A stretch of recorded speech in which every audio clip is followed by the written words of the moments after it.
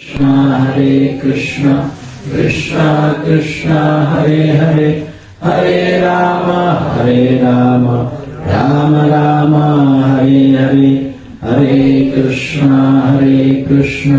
कृष्णा कृष्णा हरे हरे हरे राम राम राम हरे हरे हरे कृष्णा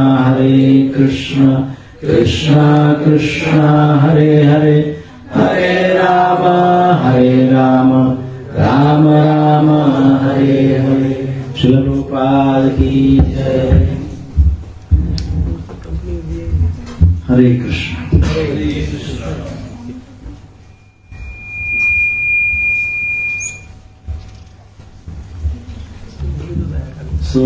कैसे हैं आप सब? बारिश के मौसम में सब ठीक है? तो आज हमने सोचा थोड़ा गैप हुआ, पिछले समय कुछ दूसरा विषय हुआ, तो एक बार आज की क्लास में रिवीजन करते हैं, है ना? रिवीजन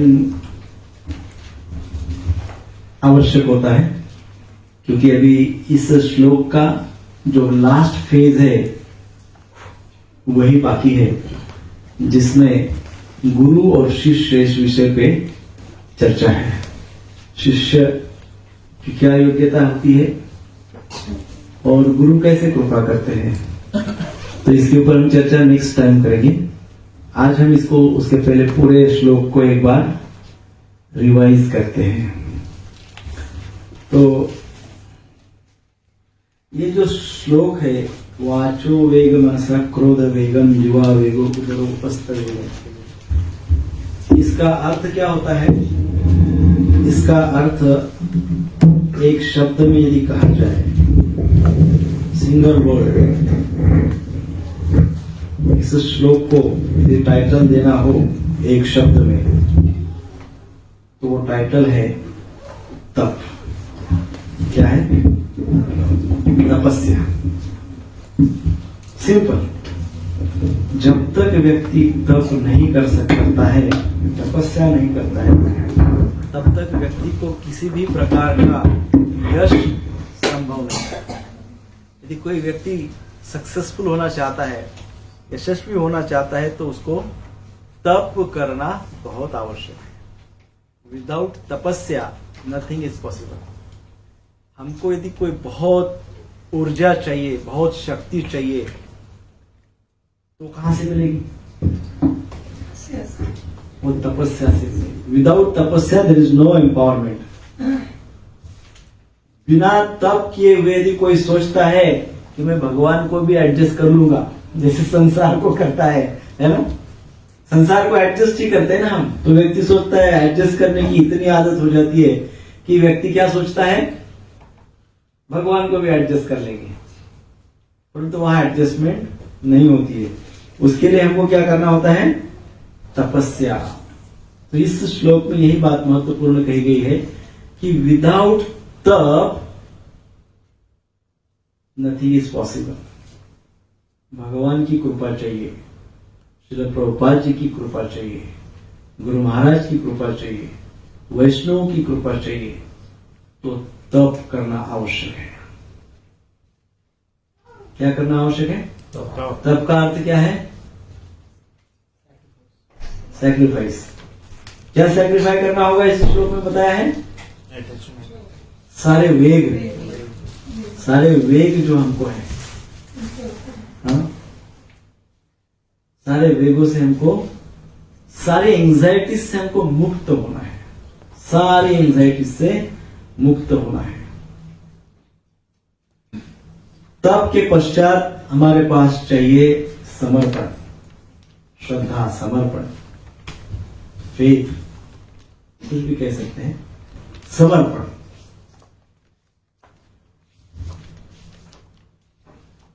श्रद्धा।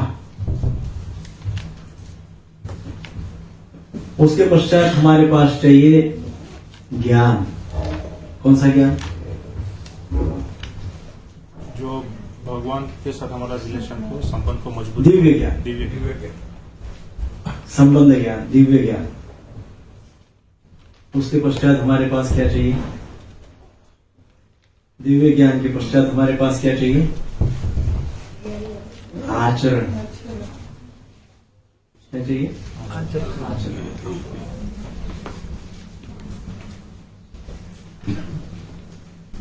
और अंत में क्या चाहिए?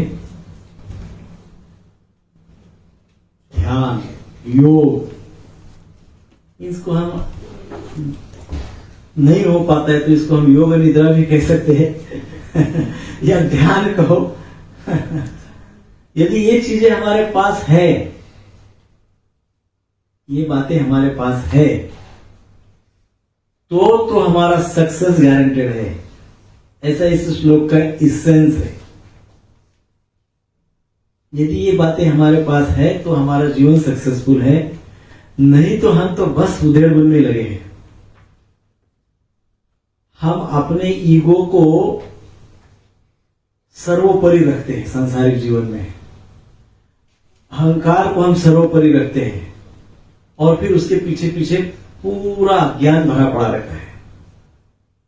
इन सब चीजों से जब तक हटते नहीं है तब तक तपस्या हो नहीं सकती। तपस्या जब तक नहीं होती है समर्पण आ नहीं सकता है। ज्ञान तो संभव ही नहीं है, क्योंकि अहंकार इतना है कि ज्ञान तो एक ज्ञान का एक पार्टिकल भी अंदर नहीं जाएगा।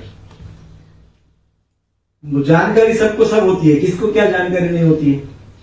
सब कुछ, सारी जानकारी शास्त्र की, छोटे छोटे से थे तब से रामायण महाभारत सुनते आ रहे हैं, सारी जानकारी है। What is the problem? जानकारी सारी है, प्रॉब्लम क्या है? इम्प्लीमेंट नहीं है, आचरण नहीं है। आचरण अपोजिट है। कई बार आचरण एकदम हमारे तत्व के विरुद्ध हो जाता है। जो प्रिंसिपल है, स्पिरिचुअल प्रिंसिपल, उसके अपोजिट आचरण हो जाता है कई बार।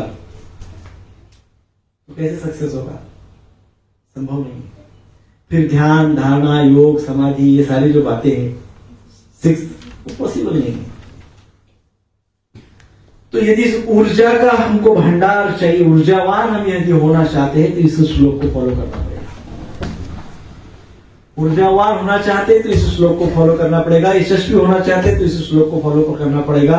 शक्तिशाली होना चाहते हैं तो इस श्लोक को फॉलो करना पड़ेगा। भक्त होना चाहते हैं तो इस श्लोक को फॉलो करना पड़ेगा।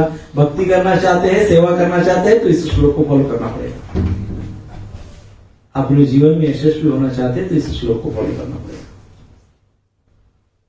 अन्यथा कुत्ते बिल्ली का जीवन तो है जैसे कुत्ते जीवन जीते हैं वैसे ही मनुष्य का ही जीवन है। देखो, 2 कुत्ते या 4 कुत्ते या 6 कुत्ते 8 कुत्ते साथ में रहते हैं, ऐसा नहीं कि नहीं रहते, रहते हैं। कैसे रहते हैं?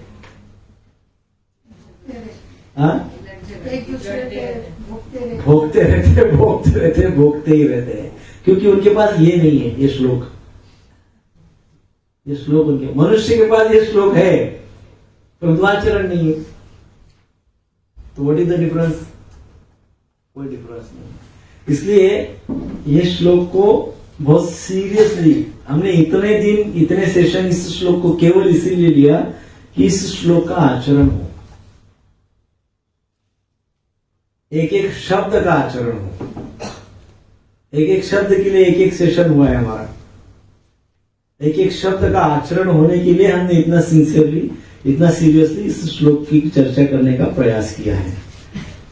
सो हमने शुरुआत को ही प्रभुपाद जी, हाउ प्रभुपाद एक्सप्लेन्स, प्रभुपाद जी ये पूछते हैं कि श्री रूप गोस्वामी पाद ने उपदेशामृत हमको क्यों दिया? श्री प्रभुपाद जी क्या बताते हैं? क्यों दिया? उसका उत्तर श्री प्रभुपाद जी बताते हैं, इसलिए दिया कि वो उपदेशामृत, पहला पॉइंट है, गाइड आवर एक्टिविटीज। उपदेशामृत क्या करता है? हमारे डेली एक्टिविटीज के लिए एज ए रेडी रेकनर का काम करता है। हमारे रोज के कर्म जो है, ऑब्लिगेटरी ड्यूटीज, कर्तव्य जो है, उसको कैसे किया जाए, उसके लिए ये गाइड है।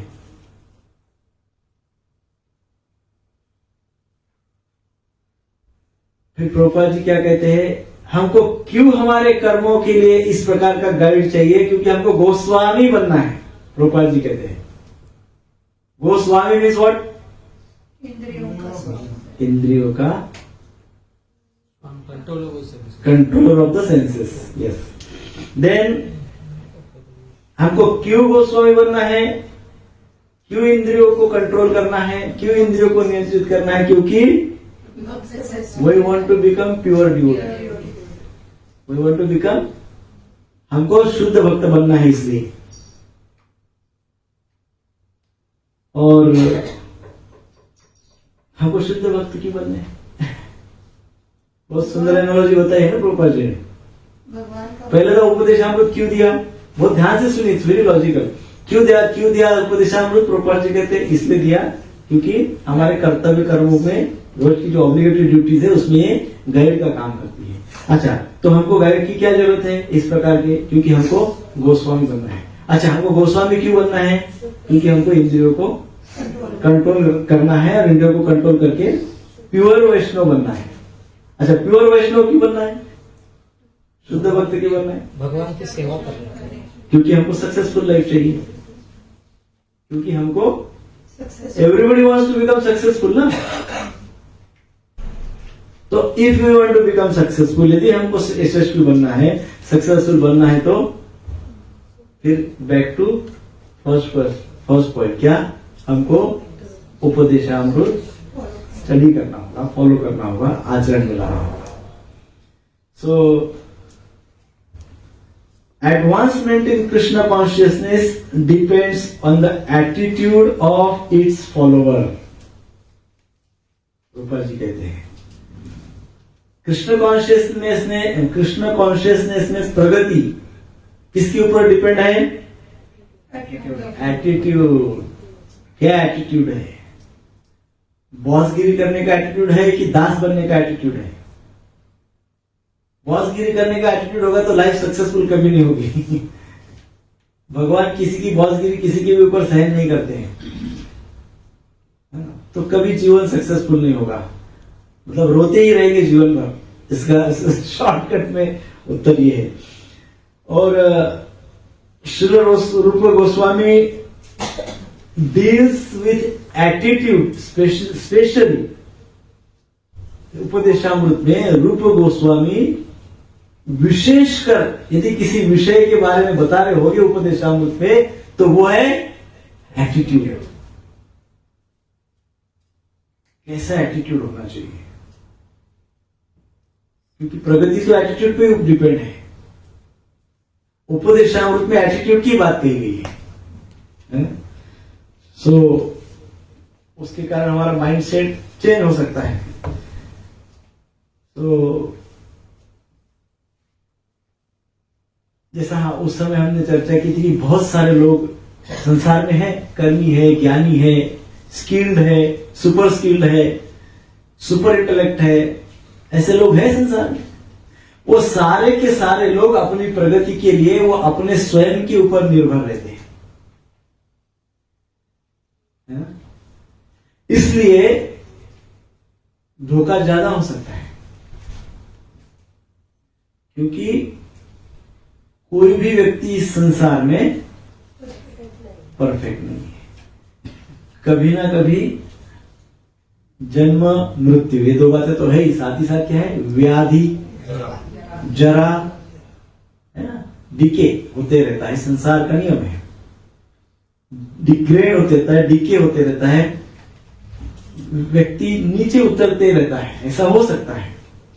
तो यदि अपने ही ऊपर निर्भर होंगे तो हमको पता नहीं है आगे क्या होगा। पर यदि भगवान के ऊपर निर्भर हो गए, तो भगवान के ऊपर निर्भर हो गए तो क्या एग्जैक्टली मीनिंग क्या है? लोग कई बार हमको पूछते हैं कि भगवान जैसा करेंगे, भगवान जैसा बोलेंगे, भगवान जैसा चाहेंगे। जैसे अभी हमने बोला, अभी यात्रा में जा रहे हैं दिसंबर में, बहुत लोगों ने हमको बोला भगवान बुलाएंगे तो जाएंगे। ऐसा बोला लोगों ने, भगवान बुलाएंगे तो हम जाएंगे। तो अब ये कैसा समझेंगे इसको? कैसा समझेंगे कि भगवान के ऊपर डिपेंड है? अपना कर्म करना है, लेकिन जो भी रिजल्ट आता है वो एक्सेप्ट करना। हाँ, अपनी ड्यूटी करना है, अपने कर्तव्य कर्म करना है। फल जो भी मिलेगा भगवान की कृपा ही है वो, और वो कृपा करके फल को यदि मैनेज करने का कोशिश करेंगे, फल को यदि मैनिपुलेट करने का कोशिश करेंगे तो नेक्स्ट टाइम डबल रिएक्शन आएगी। मैनेज क्या करना है हमको, स्किलफुली क्या करना है, अपने कर्म करना है। होता क्या है, फल की अपेक्षा लोग फल को मैनेज करने के चक्कर में कर्मों को मैनिपुलेट करते हैं। भाई मुझे यही एक्सपेक्ट है, यही फल चाहिए, उसके हिसाब से कर्म अपने मैनिपुलेट करते हैं। एग्जैक्टली उल्टा हो गया। फल तो भगवान दे रहे हैं ना, लेकिन मैं क्या कर रहा हूं, फल मैनिपुलेट कर रहा हूं। अर्थात भगवान से भगवान का अधिकार छीन रहा हूं। तो भगवान शांति से बैठे रहेंगे। भगवान को सब एक्सेप्टेबल है, लेकिन लॉ ऑफ नेचर में इंटरफेरेंस एक्सेप्टेड नहीं। प्रकृति का जो नियम है उसमें इंटरफेरेंस कोई करता है तो उसको शिक्षा जरूर होती है। तो क्या करना है हमको, अपने कर्तव्य कर्म करना है। भक्त जो होते हैं उनको ये पता होता है कि यश सक्सेस कैसा प्राप्त करें, जीवन सक्सेसफुल कैसा बनाए, ये डिवोटी को पता होता है, भक्त को पता होता है। कैसे पता होता है, वो कृष्ण को अपने सारे कर्मों में, सारे कर्तव्य कर्मों के केंद्र में रखता है। अर्थात क्या, इसका अर्थ क्या है, केंद्र में रखता है। और कैसे रखता है, जो भी कर्तव्य कर्म वो करता है वो ये देखता है कि ये भगवान के इंस्ट्रक्शन के अपोजिट तो नहीं, भगवान ने जो उपदेश दिए है क्या उसके अपोजिट है मैं जो कर रहा हूं। जैसे उदाहरण, एक भक्त ने एक बार पूछा,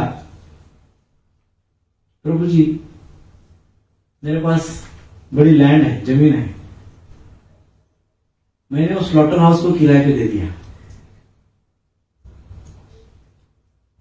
आप बोलो कैसे कर्तव्य कर्म है। उपदेश क्या कहते हैं, शास्त्र क्या कहता है, चैतन्य फिलॉसफी क्या कहती है, नाम रुचि, जीव दया, साधु सेवा, वैष्णव सेवा। इंस्ट्रक्शन है, शास्त्र है, जीव दया। अब जीव दया इस प्रिंसिपल को उल्लंघन कर रहे, क्योंकि जो हिंसा करने वाला है उसको हम उसके कार्य में सहभागी हो रहे हैं, उसको फैसिलिटी दे रहे हैं। तो ये जीवन सक्सेसफुल कैसे होगा।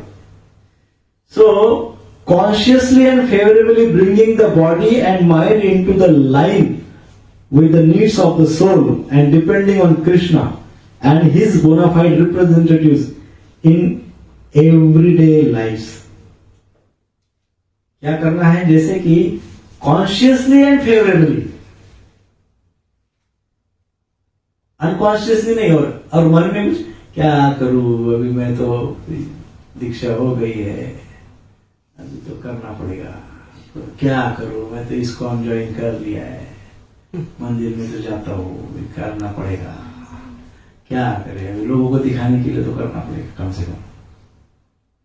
यहां पहले ही शब्द पढ़े, कॉन्शियसली एंड फेवरेबली, क्योंकि इन बातों को नहीं करेंगे तो कृष्ण से कुछ नहीं छुपता है। ड्यूटी से, इससे उससे भले कुछ भी छुपा लेंगे, कृष्ण से कुछ भी नहीं छुपता है। जो जितना मैनिपुलेट करेगा उसको उतनी ज्यादा शिक्षा कृष्ण करेंगे। कृष्ण क्या कहते हैं, I am the biggest cheater for cheaters, मैं सबसे बड़ी चीटिंग करता हूं चीटर्स के साथ, कहते हैं भगवान महाभारत में। जो चीटर है, अंदर एक बाहर एक है, मैनिपुलेटर है, उसके लिए मैं धर्म से नहीं लड़ता हूं, उसके साथ मैं क्या करता हूं, चीटिंग, जबरदस्त चीटिंग करता हूं। वो कहेगा कि कैसा ऐसा ऐसा होता है धर्म में, भगवान ऐसे होते हैं। जैसे कर्ण ने बोला था, कर्ण ने बोला था, हे नारायण, हे वासुदेव, आपके सामने ही मुझे मार रहा है, बाण चला रहा है, मेरे हाथ में बाण नहीं है। नारायण के सामने ऐसा बोले कर्ण, ये तो अधर्म है। कर्ण ने अर्जुन को कुछ नहीं बोला, कर्ण ने किसको बोला? कृष्ण को बोला, अरे मैं अपने रथ का पहिया ऊपर निकाल रहा हूं जो फंस गया है, इसलिए मैंने बाण रख दिया है, हे नारायण, और आपका शिष्य अब ऐसे निहत्थे पे बाण चला रहा है। अर्जुन भी सोचने आ गए, अर्जुन भी सोच रहे नहीं नहीं नहीं, सही बात हो रहा है, ये एकदम राइट, अभी मेरे बाण नहीं चलाना चाहिए। तो कृष्ण क्या बोलते हैं उस समय? कृष्ण बोलते हैं, जो चीटर है ना, उसको मैं चीटिंग से ही मारता हूं, उसको धर्म का प्रोटेक्शन नहीं मिलेगा, उसके साथ चीटिंग हर कोई करेगा, उसके जीवन के सारे फैक्टर्स को चीट करेंगे क्योंकि उसका मूल स्वभाव चीटर है। तो कृष्ण का बहुत सुंदर स्टेटमेंट है।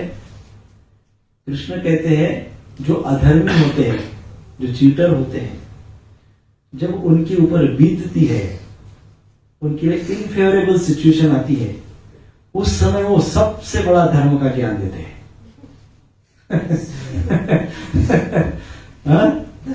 जब उनके ऊपर बीतती है, फंस गया है, तो उस समय जबरदस्त ज्ञान देंगे धर्म का। लेकिन इनकी मिसबिहेवियर पीछे देखो तो पास्ट में, तब कहा गया था धर्म, तब धर्म कहा गया था। तो इसलिए प्रभुपाद जी कहते कॉन्शियसली एंड फेवरेबली, दिखावट नहीं, पूरी तरह से कॉन्शियस होके फेवरेबली बॉडी, माइंड, मन और शरीर को आत्मा के साथ अलाइन करो, झूठ मूठ का कुछ मत करो। हाँ, बरोबर है कि नहीं? शरीर कुछ और बोल रहा है, मन में कुछ और प्लानिंग चल रही है, और आत्मा तो प्योर है। इंद्रिया संसार में दौड़ रही है, मन एंजॉयमेंट में दौड़ रहा है, आत्मा शुद्ध है, तो क्या करोगे? हाँ, इंद्रिया तो बाहर ही खुलती है, संसार दिखता है इंद्रियों को, तो इंद्रिया तो उधर दौड़ती है संसार में, और मन मैनिपुलेटर है, मन बहुत बड़ा मैनिपुलेटर है, मैनिपुलेट करता है, धोखा देता है, धोखेबाज है कि नहीं? और आत्मा भगवान का अंश है, जो हमारे इसी शरीर में आया हुआ है, वो शुद्ध है, लेकिन उसकी आवाज सुनाई नहीं देती है। तो क्या करें? प्रभुपाद जी कहते हैं, इन तीनों को अलाइन किया जा सकता है। कैसे? By depending on Krishna, by following instruction of Krishna, by following instruction of the follower और रिप्रेजेंटेटिव ऑफ कृष्णा। इसलिए श्रील प्रभुपाद जी ने इतनी सारी ग्रंथें हमारे लिए उपलब्ध कराई है कि हमारा मन दौड़े नहीं इधर उधर, हमारी इंद्रियां दौड़े नहीं। तो उस समय हमने कुछ कथा भी शायद आपको बताई होगी, चोर वगैरह की, अभी नहीं रिवीजन में करेंगे। तो इस श्लोक में वाचो वेगम, मनस क्रोध वेगम, जीवा वेगम, उदरोपस्थ वेगम, एतान वेगानि उषहित धीरा सर्वम अपि मांगे पृथ्वी से शिष्या।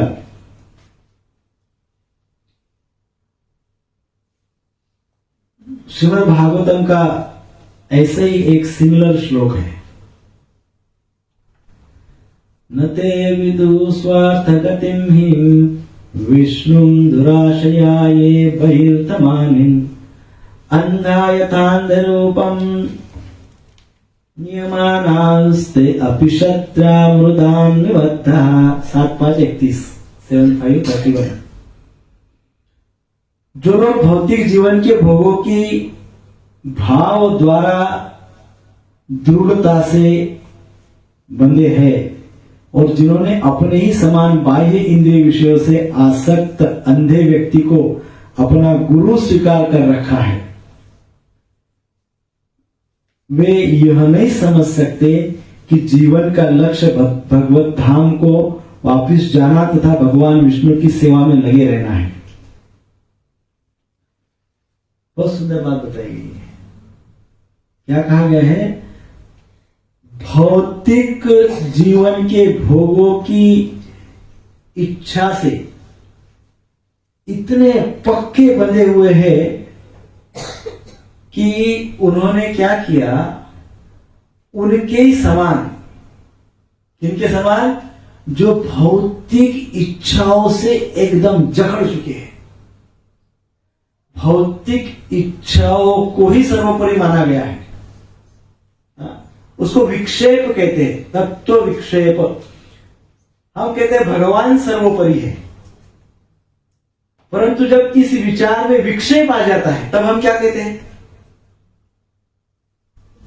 भगवान सर्वोच्च है, सर्वोपरि है, ठीक है। अब इसमें विक्षेप आ गया, इस विचार में विक्षेप आ गया, तब हम क्या कहते हैं? माया सर्वोपरि है। विक्षेप हो गया। अब जब माया सर्वोपरि है तो क्या होगा? इंद्रियों की तृप्ति के लिए भयंकर प्रयास होंगे, क्योंकि यहां पे भगवान का स्थान किसने प्राप्त कर लिया? माया। तो हम रोज सुबह उठते से अपने आप को प्रश्न पूछे कि क्या मेरे जीवन में सर्वोच्च स्थान माया ने प्राप्त किया है कि भगवान ने प्राप्त किया है? हाँ? पूछ सकते हैं ये, लेकिन सोने के पहले नींद आ रही है, नींद के पहले पूछिए, 2 मिनट बैठिए और पूछिए। क्या पूछेंगे? क्या पूछेंगे? हमारे लिए कृष्ण सर्वोपरि है कि माया? पूछेंगे कि नहीं पूछेंगे? क्योंकि मैंने 2 बार पूछा क्या पूछेंगे तो कोई बोला ही नहीं। मैंने 2 बार पूछा क्या पूछेंगे? मुझे ऐसा लगा कि क्लास कहाँ चल रही है? माया में चल रही है कि कृष्ण कॉन्शियसनेस में चल रही है? कहाँ चल रही है क्लास? पूछेंगे कि नहीं पूछेंगे? क्या पूछेंगे?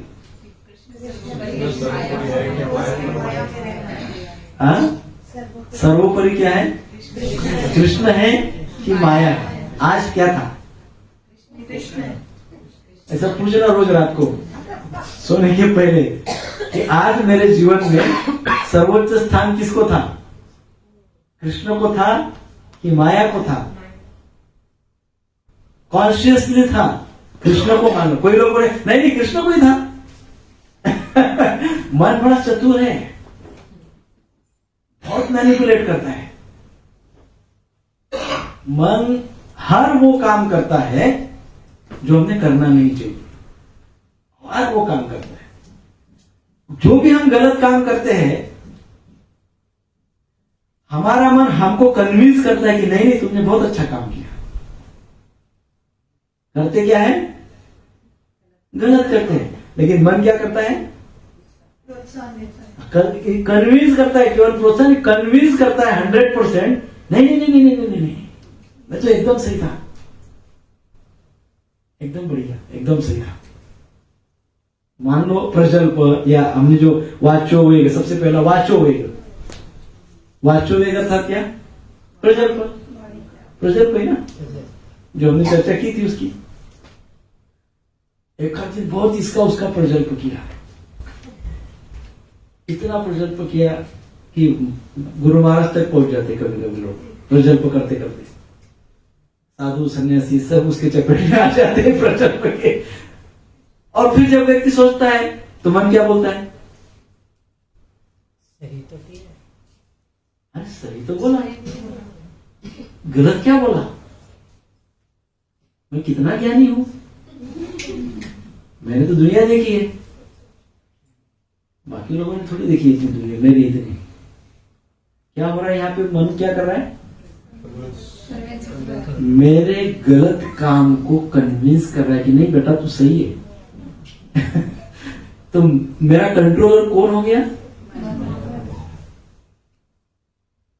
मन कभी भी मुझे अच्छा, प्रोग्रेसिव, सक्सेसफुल, प्योर जीवन की ओर जाने क्यों नहीं देता? क्यों जाने नहीं देता? हाँ? क्योंकि हम मन की ज्यादा सुनते हैं। क्योंकि सालों की प्रैक्टिस है। क्या पता है? मन हमको कंट्रोल करता है। कब से करता है? मन हमको कब से कंट्रोल कर रहा है? जन्म हुआ तब से। जब से आपको समझ में आता है तब से।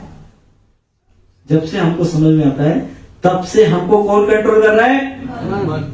एक दिन उठ के तुम माला 16 माला जप करोगे और कहोगे अभी मैं प्रभुपाद जी का इंस्ट्रक्शन फॉलो करूंगा, अभी मैं 16 माला जप करूंगा, 4 नियमों का पालन करूंगा, consciously and favourably Krishna consciousness को फॉलो करूंगा। मन को तो आग लग जाएगी, वो तिलमिला उठेगा। ऐसा कैसा करता है? करने नहीं दूंगा। मन क्या करेगा? आपको चैलेंज करेगा, भयंकर चैलेंज करेगा। क्योंकि अब आप कर क्या रहे हो? उसको कंट्रोल करने का कोशिश कर रहे हो। जो आपको सालों से कंट्रोल कर रहा है, अब आप अच्छा कार्य करके, अच्छा जीवन यापन करके, सक्सेसफुल लाइफ की ओर जाने का सोच के कर क्या रहे हो? क्या रहा है उसमें? मन को कंट्रोल हो रहा है। मन के ऊपर आप चल रहे हो। अभी तक मन आपके ऊपर सवार था, तो नेचुरली मन रिएक्ट करेगा, क्योंकि उसका कंट्रोल अब खत्म हो रहा है। तो रिएक्ट करेगा, बहुत रिएक्ट करेगा, बहुत रिएक्ट करेगा। इतना रिएक्ट करेगा कि शाम को सोते सोते आपको लगेगा कि नहीं यार, मुझे पहले था वही अच्छा था। हो गया, माइंड इज सक्सेसफुल। मन कहेगा जीत गया। सारे तत्व, सारे विचार, सारे उपदेश, सारी भक्ति, सारा फेथ, श्रद्धा, निष्ठा, भक्ति, आसक्ति, प्रेम, भाव, महाभाव सॉरी, प्रेम भाव, सब वो bye 10 o'clock in the night खत्म हो जाएगा। और फिर से माइंड इज किंग, मन राज करेगा। इसलिए प्रभुपाद जी क्या कह रहे हैं? कॉन्शियसली ऊपरी ऊपरी करने का कोशिश करोगे तो मन ही हमको कंट्रोल करेगा, जीवन भर करेगा, और जीवन भर हम कुत्ते बिल्ली का जीवन जिएंगे। Whole life. तो ये 2 शब्द बहुत महत्वपूर्ण है। क्या? जब हुआ क्या? तो आपने उत्तर दे रहे, हाँ प्रभु जी, कॉन्शियसली एंड फेवरेबली जब हुआ। कई बार गुरु महाराज आते, पूछते हैं, क्या पूछते हैं? जपा कैसे चल रहा है? सब पूछते हैं महाराज, पहले ही पूछते हैं, पहले ही प्रश्न। तो कैसा बोलना चाहिए आंसर? कैसा? जोर से बोलिए। कॉन्शियसली, सचेत होकर एंड फेवरेबली, एकदम भक्ति में अनुकूलता को ग्राह्य करके जप कर रहा हूं, अनुकूलता से जप कर रहा हूं, सचेत होकर जप कर रहा हूं। ऐसा नहीं। भक्ति का कोई भी अंग है वो कॉन्शियसली एंड फेवरेबली करना है। श्रवण सबसे पहले आता है। क्या है नवदा भक्ति? श्रवणम, विष्णु स्मरण, पाद सेवनम, अर्चनम, वंदनम, दास्यम, साख्यम, आत्मनिवेदनम, नवदा भक्ति। ये सारे के सारे अंग कैसे करने हैं? एंड कॉन्शियसली एंड सचेत होना है और अनुकूल रखना है अपने आप को। भक्ति के लिए अनुकूल रहना है। भक्ति के लिए प्रतिकूल होके कितना भी कुछ भी करो, इम्पॉसिबल, इम्पॉसिबल है। ऐसा करते जाओ, जब करते जाओ, जब करते जाओ, जब करते जाओ, जब करते जाओ। कैसे? कॉन्शियसली एंड फेवरेबली करते जाओ, करते जाओ, करते जाओ। प्रभु जी 5 साल हो गए, करते जाओ, करते जाओ, करते। प्रभु जी 10 साल हो गए, करते जाओ, करते जाओ, करते जाओ, करते जाओ। प्रभु जी 15 साल हो गए, करते जाओ, करते जाओ, करते जाओ। बहुत गंदा कपड़ा होता है तो उसको पानी से धोते हैं, साबुन वगैरह डाल के, घिसते जाते हैं, घिसते, उसमें से मैल निकलते जाता है, निकलते जाता है, और घिसते जाते हैं, घिसते जाते हैं, मैल निकलते जाता है, निकलते, कपड़ा वैसे का वैसे ही, फिर घिसते जाते हैं, फिर घिसते, फिर मैल निकलता है, निकलता है, निकलता है, निकलता है। एक दिन कपड़ा स्वच्छ दिखेगा। हाँ? माता जी को बोले कपड़ा फट जाए। फट गया तो फट गया समझो कपड़ा तो नया शरीर मिल जाता है। फिर घिसो घिसो। यदि फट गया, यदि फट गया, सही बात है, धोते रहो, धोते रहो, धोते रहो, बोलते रहो, करते रहो, करते रहो। कुछ हो गया, शरीर है, छूट गया शरीर, फिर से दूसरा कपड़ा मिलेगा, फिर से दूसरा शरीर मिलेगा, धो। लेकिन तब उस शरीर में धोने का याद आना चाहिए, धोने का प्रैक्टिस होना चाहिए उस समय। संस्कार होगा, पहले संस्कार करेंगे धोने का, तब उधर वहां से शुरुआत होगी कि हाँ ये ऐसा करना चाहिए, क्योंकि पहले धोया हुआ है। पहले धोया ही नहीं होगा तो यही मालूम नहीं रहेगा कि कपड़े को धोना पड़ता है। तो इसलिए धोते रहो, धोते रहो, धोते रहो, धोते रहो। पता नहीं कब शुद्ध हो जाएगा कपड़ा, क्यों नहीं बोल लो, कपड़ा साफ कब हो जाएगा हमको क्या पता, कितनी धूल बैठी हुई है। बट जब तक धूल है तब तक तो धोना ही पड़ेगा ना, नहीं क्या? आप नहीं अब बस हो गया तो गंदा है, आप कितना भी जब कर रहे हो, लेकिन अभी तो गंदा ही करना ही पड़ेगा, करते रहना पड़ेगा, करते रहना पड़ेगा। It's a continuous process, it's not a part time job. Part time job नहीं है ना कि सुबह उठ के 2 घंटे में 16 वाला जब कर लिया, अभी कुछ भी करने के लिए फ्री, ऐसा है क्या? 16 वाला हो गया, 4 नियम का तो पालन करता ही हूं, 4 रेगुलेटरी प्रिंसिपल तो ऐसे ही फॉलो ही करता हूं। 16 वाला भी सुबह कर दिया, अभी पूरे दिन क्या कुछ भी करने के लिए फ्री, फिर कपड़ा मेला कर रहे,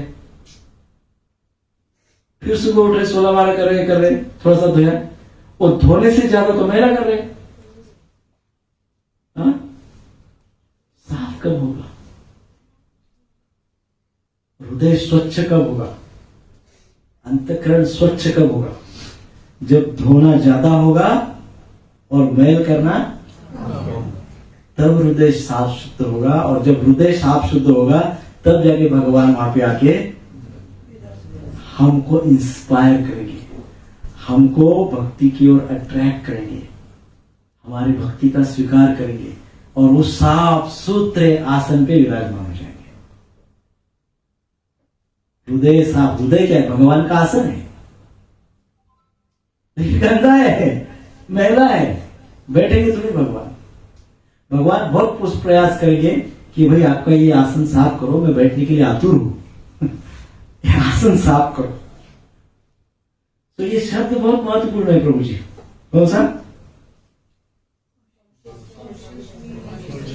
कॉन्शियसली है, सचेत रूप से और अनुकूल रूप से, सचेत होकर अनुकूलता के साथ भक्ति करना, जप करना है, जो भी करना है, कॉन्शियसली एंड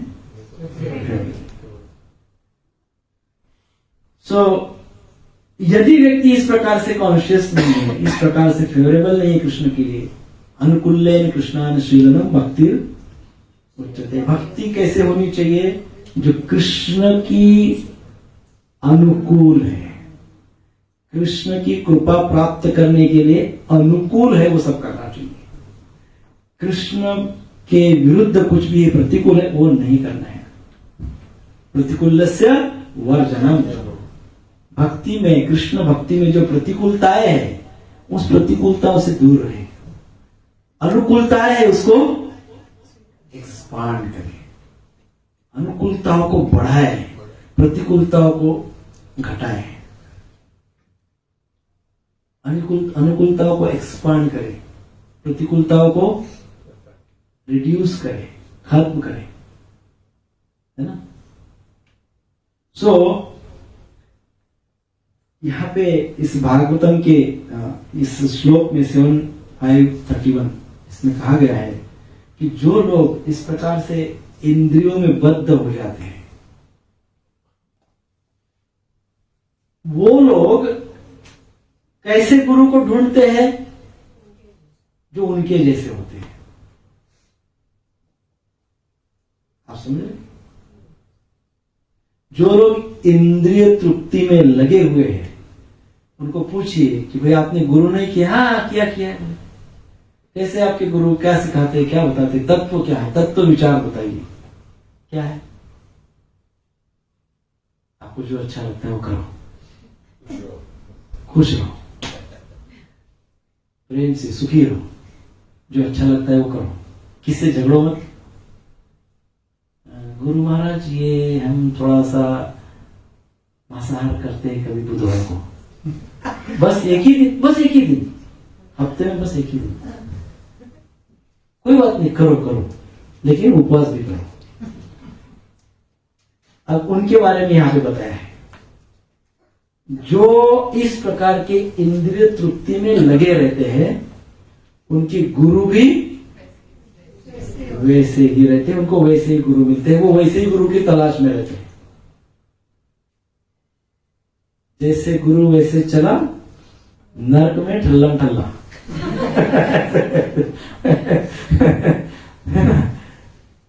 एक जैसे ही मिलते हैं, जैसे कि तो ऐसा ही मिलता है, तो कहां चल जाते हैं सब?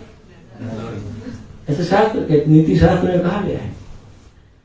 तो अंधे व्यक्ति के पास कभी भी रास्ता दिखाने की या मार्ग दिखाने की शक्ति नहीं होती है, क्षमता नहीं होती है।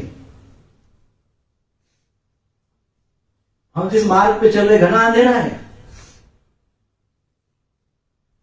ऐसे अंधेरे मार्ग पे यदि जिस गुरु के पास दिव्य ज्ञान नहीं है, भगवत ज्ञान नहीं है, गुरु परंपरा नहीं है, समर्पण नहीं है, भक्ति नहीं है, शुद्धता नहीं है,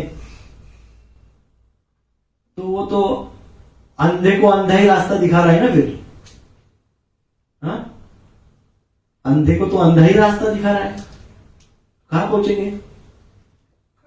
खाई में, अंधेरी खाई में पहुंच जाएंगे। सो मनुष्य शरीर हमको मिला है,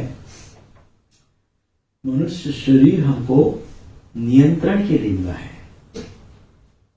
सारी बातों पे नियंत्रण, नियंत्रित जीवन, कंट्रोल्ड लाइफ, फ्योरेबल लाइफ, मनुष्य जैसा जीवन। कोई ऑर्डिनरी बात थोड़ी है, मनुष्य जीवन मिला है, इसमें भी भक्त बने। It's not an ordinary. आप लोग सत्ययुग में होते तो आप लोगों की ऐसी लंबी लंबी जटाएं और ऐसे एकदम बड़े बड़े ऐसे बाल और प्रचंड तप का तेज आपको होता, आप सभी को।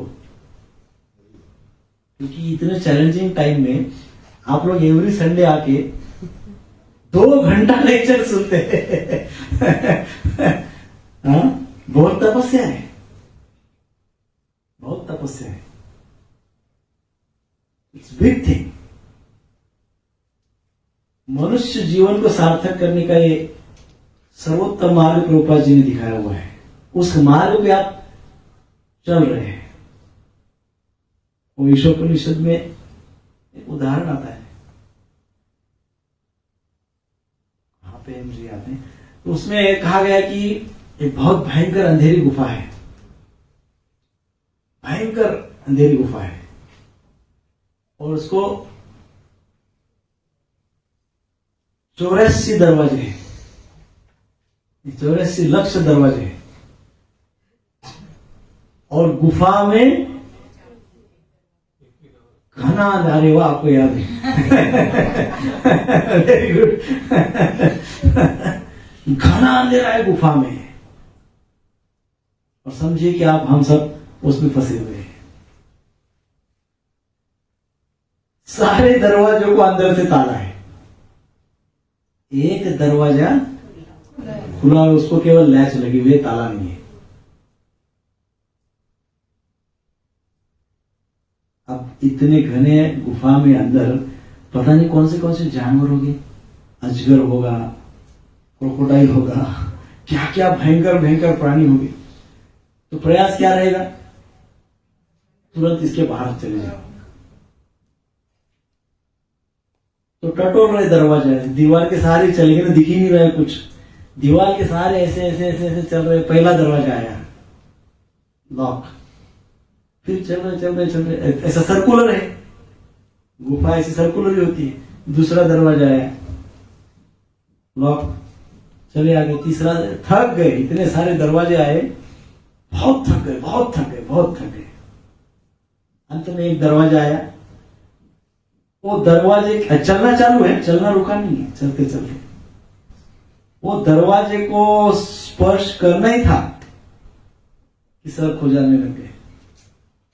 ऐसा चलना चालू है, खुजाते क्या हुआ, तो चला गया, दरवाजा पीछे। अब कितना है आगे दरवाजा, फिर 84 लाख। फिर घूमो और फिर खुजाओगे तो फिर 84 लाख घूमो। इसका अर्थ क्या है कि जो खुला दरवाजा अपॉर्चुनिटी हमको मिली है मनुष्य की, वहां पे हम अनाप शनाप काम कर रहे हैं। अनवांटेड, अनएक्सपेक्टेड, अननेसेसरी प्रजल्प, कर्म, ये सब वहां पे कर रहे हैं। वहां पे हम अपने आप को बड़ी विचित्र दशा में लेके जा रहे हैं। उस स्टेज में आकर अपॉर्चुनिटी मिस्ड। तो आगे तो उसी जन्म में भी फिर प्रताड़ना है, और आगे की प्रताड़ना तो झेली में नहीं जाएगी, इतनी भयंकर सिचुएशन है। सो इसलिए हमको दिव्य ज्ञान की प्राप्ति, उपदेशों की प्राप्ति, सत्संग बहुत आवश्यक है। इसलिए हमको वाचो वेग मनसा क्रोध वेगम जीवा वेगो उदरोपस्थ वेगम, इन सारे वेगों को नियंत्रित करना अति आवश्यक है। तब जाके जब ये वेग वहां पे खुजली आई, अर्थात क्या हुआ, वेग है, कोई वेग हावी हो गया। परंतु पहले ही यदि वेगों को नियंत्रित कर लिया है, वेगों को कंट्रोल कर लिया है, प्रजल्प को कंट्रोल कर लिया है, मन को कंट्रोल कर लिया है, क्रोध को कंट्रोल कर लिया है, तो जैसे टटोलते जा रहे दरवाजे आराम से खोल के बाहर निकल जाओगे, फ्री, भरपूर कृपा प्रेम जहां पे वहां पहुंच जाओगे। बट यदि ये वेगों को नियंत्रित नहीं करेंगे तो वेरी डिफिकल्ट। तो ये हमने पहले देखा है।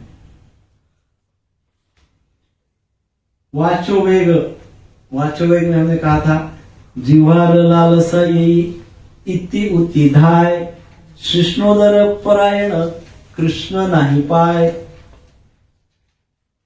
जीवेर लालसा, जीवा की लालसा से यही इति उति धाय, यहां वहां इंसान भटकते रहता है। शिष्णोदर परायण अर्थात उदर और उपस्थों के पीछे लगा हुआ व्यक्ति कृष्ण को नहीं देख सकता है, कृष्ण नहीं पाए, भटकते रहता है। वाचो वेग, सो ये वाचो वेग को, जीवा के बोलने के वेग को रोको, बोलने के वेग को रोकिए। मैंने कहा था उस समय,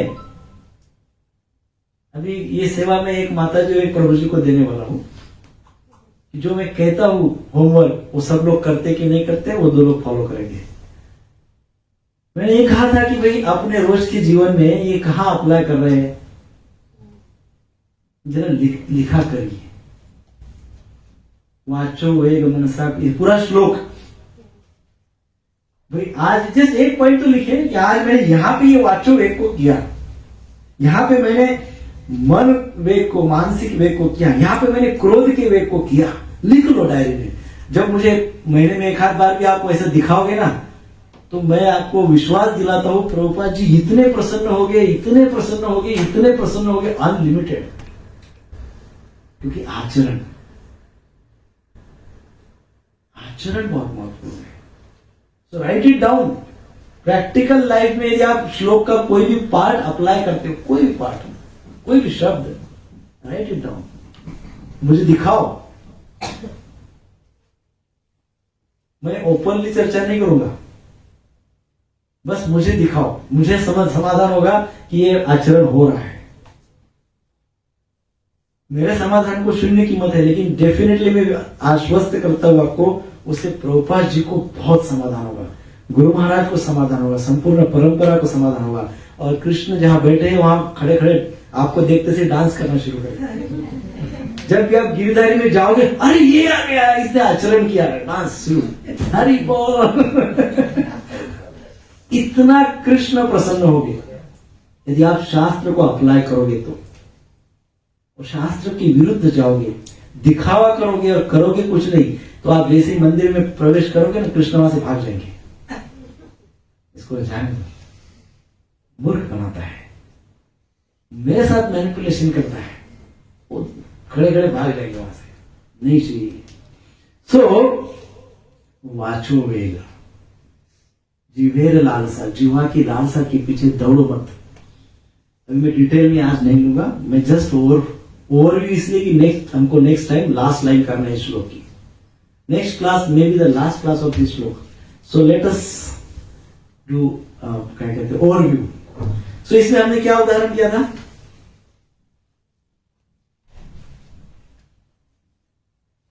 बोलते रहना, बोलते रहना, बोलते रहना। प्रभुपाद जी ने उदाहरण दिया है। फ्रॉग। हाँ, फ्रॉग आप बताइए पीछे से। पटर पटर पटर पटर पटर। हाँ, प्रभुपाद जी ने उदाहरण दिया है। किसका? मेढक और सांप का। सांप बेचारा अपने बिल में आराम से आराम कर रहा है, बारिश हो रही है, रेस्ट कर रहा है आराम से। और मेढक टराव टराव टराव शुरू, उसका कंटिन्यू कंटिन्यू। वो बेचारा एक बार उठा, दो बार उठा, 3 बार उठा, चौथी बार बोला बस हो गया। सांप उस क्रोध में आकर बाहर आया और देखा कौन टराव टराव कर रहा है, फटाक से उसको निकल गया। सांप अर्थात काल सर्प। काल इस सांप के रूप में है। पटर पटर पटर पटर पटर पटर, कब तक सुनेगा ये सांप काल सर्प हमारा? कोई काम की बात ही नहीं कर रहे, कोई प्रोग्रेस की बात ही नहीं कर रहे, कोई जीवन को इवॉल्व करने की बात ही नहीं कर रहे। क्या बात कर रहे हैं? पटर पटर पटर पटर। क्या होगा? काल रूपी सर्प फिर चांस नहीं देगा, बोलेगा बस हो गया, इसको चांस देने का नहीं है, बहुत पटर पटर हो गया, कर। सो ये बात हमने कही थी। फिर उसके पश्चात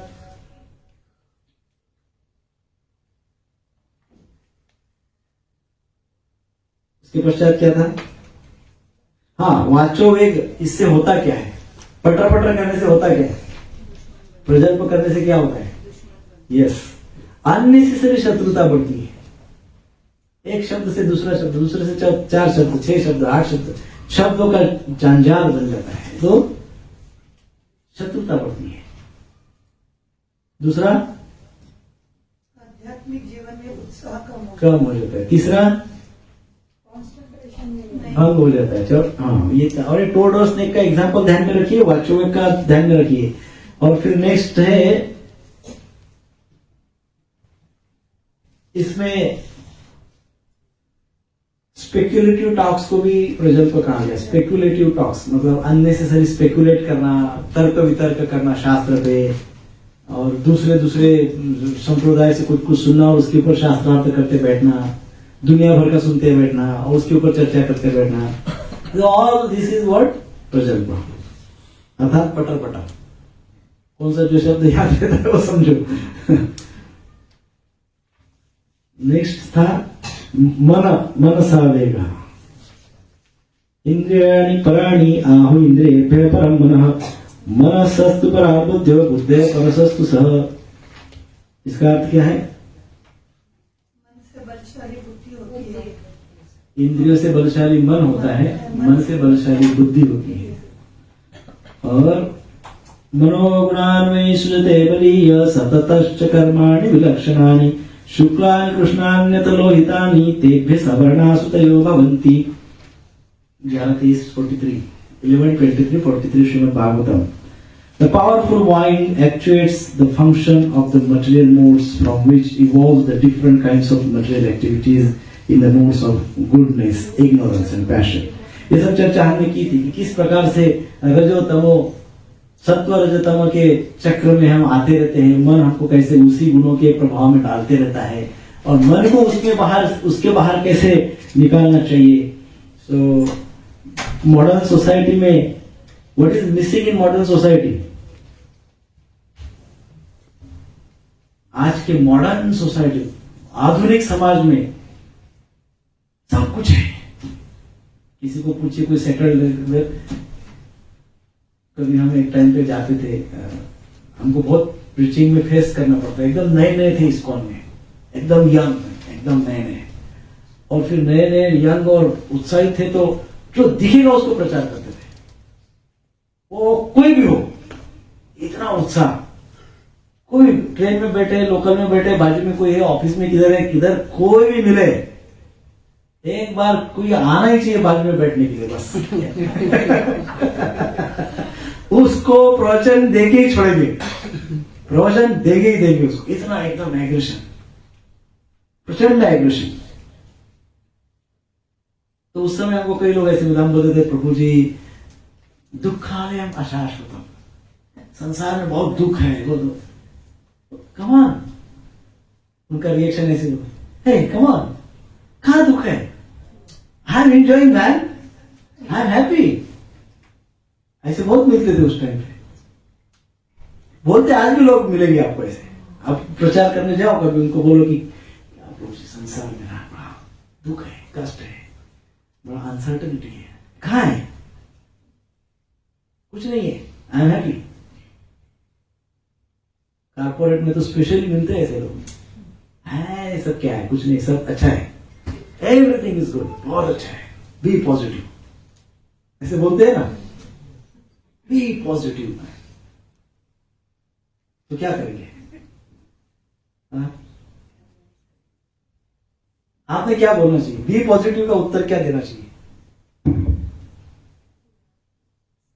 कुछ भी, बी पॉजिटिव अच्छी बात है, नॉट बैड। बी पॉजिटिव होना अच्छी बात है, खराब बात तो है नहीं। तो क्या बोलना चाहिए? सही है कि सही तो है, तो आपके पास उसकी भी अच्छा, उससे भी अच्छा कोई आंसर है क्या? किसी ने बोला बी पॉजिटिव,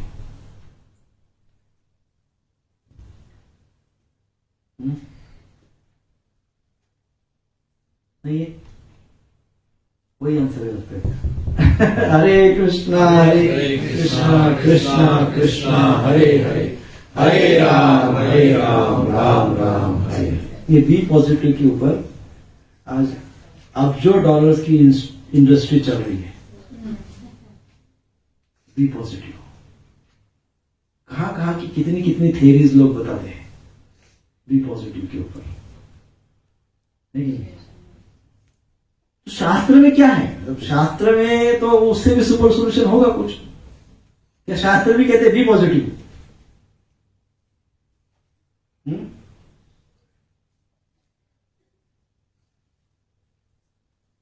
शास्त्र तो कहते कि जहां पॉजिटिव वहां, कहते कि नहीं कहते?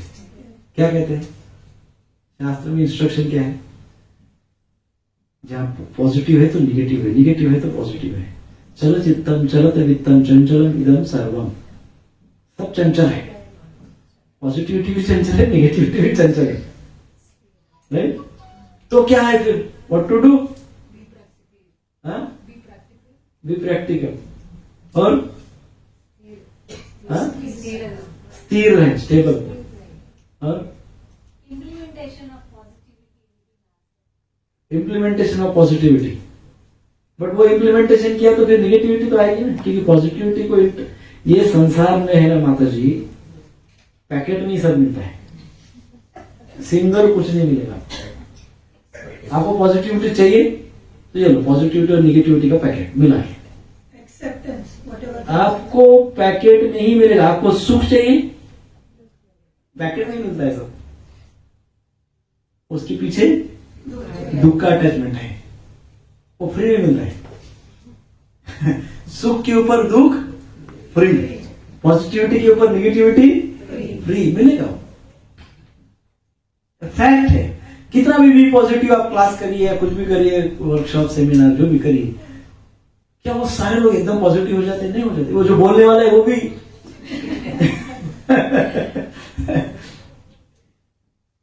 पॉजिटिविटी के साथ निगेटिविटी संसार का नियम है। बाइपोलर है ये, south pole north pole bipolar world है, प्लस माइनस, पॉजिटिव निगेटिव, सुख दुख, बारिश धूप, एवरीथिंग इज देयर। नाउ किसका जीवन बैलेंस लाइफ है? किसका लाइफ बैलेंस लाइफ है शास्त्र के अनुसार? एक्सेप्टेंस जिसके जीवन में है। हाँ, और Those who are in present. Yes, और Krishna is जिसकी life Krishna, one who adds Krishna to his one who adds Krishna into, yes, जो सुख और दुख में जो सुख समसम दुख में रहते हैं। स्थिरांतर कर सकता है वो जो सुख शीतोष्ण सुख दुख रहा है। भगवत गीता का दूसरा अध्याय, चित्त प्रज्ञ। स्थित प्रज्ञ से का भाषा। Surrender. स्थित प्रज्ञ की भाषा क्या है? वो सम रहता है, सुख दुख में सम रहता है, और जो surrendered है. जो सरेंडर्ड है। और इस बैलेंस लाइफ, आपने जो उत्तर बताए सारे सही है। उन सारे शब्दों का मैं एक शब्द बताता हूं, जिसके पास पेशेंस एंड टॉलरेंस, सहनशीलता एंड धैर्य, पेशेंस एंड टॉलरेंस है, समझ लेना चाहिए ये व्यक्ति बैलेंस है। क्योंकि पेशेंस अर्थात क्या? भगवान क्या कहते हैं? कर्मण्येवाधिकारस्ते मा फलेषु कदाचन। भगवान कहते हैं कर्म का आपका अधिकार है, कर्म करो, फल मैं दूंगा। मा फलेषु, मैं फल दूंगा, परंतु इसके लिए क्या चाहिए? Patience. Patience and tolerance. Patience चाहिए कि नहीं? भाई भगवान बोले मैं फल दूंगा, लेकिन मुझे तो अभी चाहिए। अब फल वो देंगे जब बोल रहे तो उनकी समय से देंगे ना, लेकिन मुझे तो टाइम कहाँ है? ये करना है, वो करना है ना, दुनिया भर की बातें, टाइम कहाँ है? मुझे तो अभी इमीडिएट फल चाहिए, तुरंत। तो पेशेंस नहीं है। पेशेंस नहीं है तो सहनशीलता भी नहीं रहेगी, टॉलरेंस भी नहीं रहेगा। सो पेशेंस एंड टॉलरेंस जिसके पास है, उसी का जीवन बैलेंस हो सकता है। बाकी पॉजिटिविटी निगेटिविटी का तो मुझे पता नहीं है, बट वो पॉजिटिविटी वैसे नहीं आती है। कैसे आती है? पेशेंस, धैर्य चाहिए। दूसरा टॉलरेंस। तो ये जो वेग जो बताए गए हैं, ये सारे वेगों को क्या करना पड़ेगा? टॉलरेट करना। ये वेगों को टॉलरेट करना पड़ेगा। इफ यू डोंट टॉलरेट, यदि टॉलरेट नहीं करेंगे तो लाइफ इम्बैलेंस, बिगड़ जाएगा जीवन। तो ये हमने कहा था, उस समय कहा था, हमारे सेंसेस कैसे डिस्टर्ब सेंसेस, हमारी जो इंद्रिया है कैसे हमेशा डिस्टर्ब रहती है, चैन है नहीं, disturb senses, fickle mind, mind कैसा है? कमजोर है, फिकल माइंड है, कमजोर माइंड। एंड तीसरा लस्टी इंटेलिजेंस, बुद्धि कैसे है? भौतिकता में आतुर रहती है, भौतिकता में ग्रॉसली अटैच है, भयंकर अटैच है, ठीक है। तो ऐसे सिचुएशन में हमको ये वेगों का स्लो क्या कहते प्रैक्टिस करना आवश्यक है, टॉलरेट करना वेगों को अति आवश्यक है। तो कृष्ण कहते हैं भगवत गीता के दूसरे अध्याय के 58 यदा संवरते चायम कुर्म अंग नैव सर्वशः। कुर्म कैसा करता है कछुआ? इंद्रियों को समेट इंद्रियों को समेट लेता है। जब धोखा लगता है तो क्या करता है? सारी इंद्रियों को वो कवच के अंदर समेट लेता है। हमको भी क्या करना चाहिए? जब चैलेंजिंग सिचुएशन आती है तो हमारे ज्यादा जितने भी इंद्रिय, सारे इंद्रियों को सिकुड़ लो कवच के अंदर। कौन सा कवच? आध्यात्मिक ज्ञान रूपी, स्पिरिचुअल नॉलेज रूपी कवच के अंदर ये सारी इंद्रियों को समेट लो। अर्थात क्या? जब चैलेंजिंग सिचुएशन आती है, इस विवेकों को नियंत्रित करने के लिए कहा गया है, परंतु उस नियंत्रण के ऊपर चैलेंज आ जाता है कभी। इतना कोई हमको बोल रहा है, इतना कोई हमको बोल रहा है, हम बोल नहीं रहे, क्योंकि शास्त्र में कहा है टॉलरेट करो। तो क्या करोगे?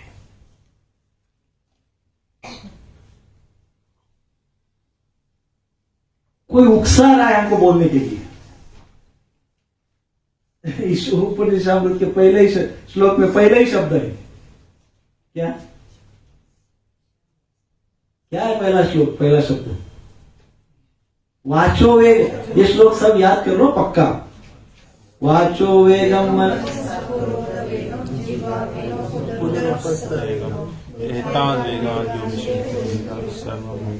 सर्वामपि माम यो पृथ्वीं सशिष्या।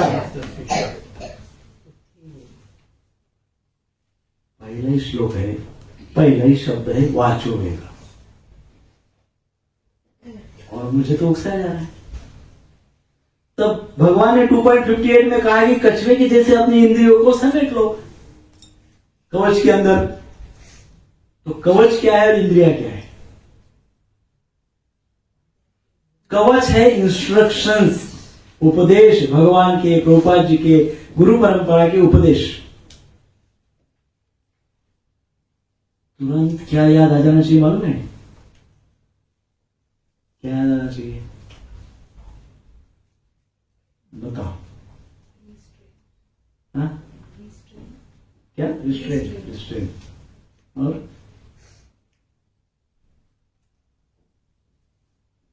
ये श्लोक याद आ जाना चाहिए। वेरी गुड, लोग याद आना चाहिए। वेरी गुड, आप उत्तर के आसपास पहुंच गए। और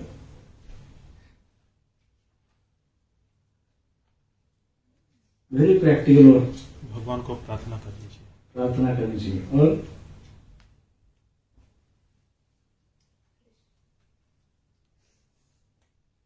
प्रभु जी ने कहा यह श्लोक याद आना चाहिए। मैं ये कहूंगा कि श्लोक याद आना चाहिए, साथ में प्रभुपाद जी का तात्पर्य भी याद आना चाहिए। तात्पर्य में प्रभुपाद जी ने क्या कहा? एक उदाहरण दिया ना, तुरंत सांप दिखना चाहिए। सब वाचो वेग, मुझे वाणी के ऊपर नियंत्रण करना है, और कोई मुझे उकसा रहा है बोलने के लिए, तो मेरे जीभ को मुझे क्या करना पड़ेगा? भगवान के उपदेश के अनुसार अंदर कंट्रोल करना पड़ेगा, भगवान के उपदेश के अनुसार, कुर्म के जैसा, कछुए के जैसा। लेकिन कछुआ तो अपने इंद्रियों को टनक आवरण होता है उसके अंदर ले जाता है ना, मैं किसके अंदर ले जाऊं? तो मुझे इंस्ट्रक्शन याद आनी चाहिए, इंस्ट्रक्शन रूपी कवच के अंदर मुझे ले जाना है। तो इंस्ट्रक्शन तुरंत आ जाना चाहिए। प्रभुपाद जी ने कहा है कि ज्यादा पटर पटर करोगे ना ज्यादा तो ये सांप खा जाएगा। सांप दिखना चाहिए बहुत बड़ा, आदमी चुपचाप वो सिचुएशन से दूर हो जाता है, जाने दो मुझे नहीं पटर पटर करना है ना। तो इस प्रकार से श्लोक को अप्लाई करना चाहिए। जब चैलेंजिंग सिचुएशन आती है इंस्ट्रक्शन को स्मरण करना चाहिए। प्रभुपाद जी का चरित्र मैंने सभी को पढ़ने के लिए कहा है, सीरियसली उसको पढ़िए। मान लो कभी कभी ऐसे होता है कि इंस्ट्रक्शन याद नहीं आती तो चरित्र याद आ जाता है। तो मेरे सिचुएशन में प्रभुपाद जी होते तो वो कैसा उत्तर देते या क्या करते, कैसा एक्शन होता, रिएक्शन होता, ऐसा सोचिए। पहले उसके लिए आपको क्या करना पड़ेगा? तो चरित्र लीलामृत पढ़ना पड़ेगा। तो वो पढ़ने से इमीडिएटली प्रभुपाद जी होते तो क्या करते, गुरु महाराज होते तो क्या करते, ऐसे सोचना चाहिए। इंस्ट्रक्शन मान लो कभी याद नहीं आई तो ऐसे सोचना चाहिए, मैं मेरा ही सही ये करेंगे तो फिर वो मैं में कौन करता है? मैंने उसका उदाहरण क्या दिया था? उदाहरण मैं इसलिए देता हूं कि बाकी सब भूल के चलेगा, उदाहरण नहीं भूलना चाहिए। दक्ष प्रजापति। यस, दक्ष प्रजापति का उदाहरण दिया था। दक्ष प्रजापति की गर्दन शिव जी ने उड़ा दिया, फिर बकरे का ही क्यों लगाया? शिव जी को क्या मनुष्य का नहीं मिल सकता था? मिल सकता था, क्योंकि मैं करते थे ना दक्ष प्रजापति। तो अब ये लोग बकरे का सर नहीं करने वाला। बकरे का सर था कि हमारे जैसा व्यक्ति जीवन भर की मैं करेगा तो हमको अगला जीवन बकरे का मिलेगा, और ये जीवन में ही बकरे जैसी हालत हमारी हो जाएगी। अभी जीवन तो बचा होगा ना, ये जीवन समाप्त तो होगा नहीं, कुछ बचा होगा। तो बचा होगा तो यदि मैं करता हूं तो क्या होगा? लाइफ स्टाइल मेरा बकरे जैसा सब हो जाएगा। सो बहुत आवश्यक है मन की अवस्था। मन में क्या करना चाहिए? मन के लिए तपस्या आवश्यक है। मन प्रसाद सम्यत्वम मौनम आत्मा विनिग्रहे भाव संशुद्धि इति एतत् तपः मानसम उच्यते। तपः मानसम उच्यते। मन को नियंत्रित करने के लिए तप की आवश्यकता है, जो अभी कहा है। तपः मानसम उच्यते। सो संतोष, सरलता, गंभीरता, आत्मसंयम,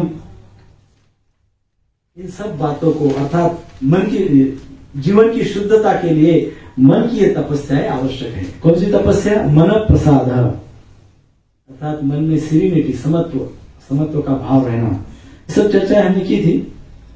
सौम्यत्वम, मन सौम्य होना चाहिए, सौम्य सोच होनी चाहिए, एक्सट्रीम सोच नहीं होनी चाहिए किसी भी चीज की। एक्सट्रीम सोच वो नहीं होनी चाहिए। कैसी होनी चाहिए सोच? जेंटलनेस, लाइक ए जेंटलमैन, ऐसी सोच होनी चाहिए। मौनम, मौन दिन भर में कुछ एक समय ऐसा रखना चाहिए उसमें मौन का पालन करना चाहिए। मौन, जो लोगों को ज्यादा बोलने की आदत है, हम उनको कई बार बोलते हैं कि आप दिन में एक आधा पौना घंटा मौन का व्रत करिए, मौन पालन करिए। जो बहुत बोलते हैं, प्रभुपाद जी की व्याख्या बहुत ही सुपर पावरफुल है मौन के लिए। प्रभुपाद जी क्या बोलते हैं? मौन मीन्स नाम रूप गुण लीला, इसके विषय में चिंतन करना, इसके विषय में बोलना, और इसके व्यतिरिक्त तो कुछ भी नहीं बोलना, उसको मौन कहते हैं। तो जब करना भी मौन है, परंतु जब करते वक्त अनेकों विचार आते हैं, या जब हम कभी घूमते फिरते करते हैं या कैसा करते हैं, परंतु भगवान के सामने बैठ के यदि शांति से मन से जप कर रहे हैं तो भी बहुत मौन का, उससे मन भी शांत होता है, भगवान के साथ कनेक्टिविटी होती है। देन आत्मनिग्रह, आत्म विनिग्रह अर्थात सेल्फ रिस्ट्रेंट, भाव संशुद्धि, शुद्ध भाव। तो ये सब बातें हमने बताई थी। उसमें विशेषकर forgiving, loving, sacrificing and giving, ये शब्दों की चर्चा हुई थी। फिर हमने चर्चा किया था क्रोध। क्रोध की चर्चा की थी ना।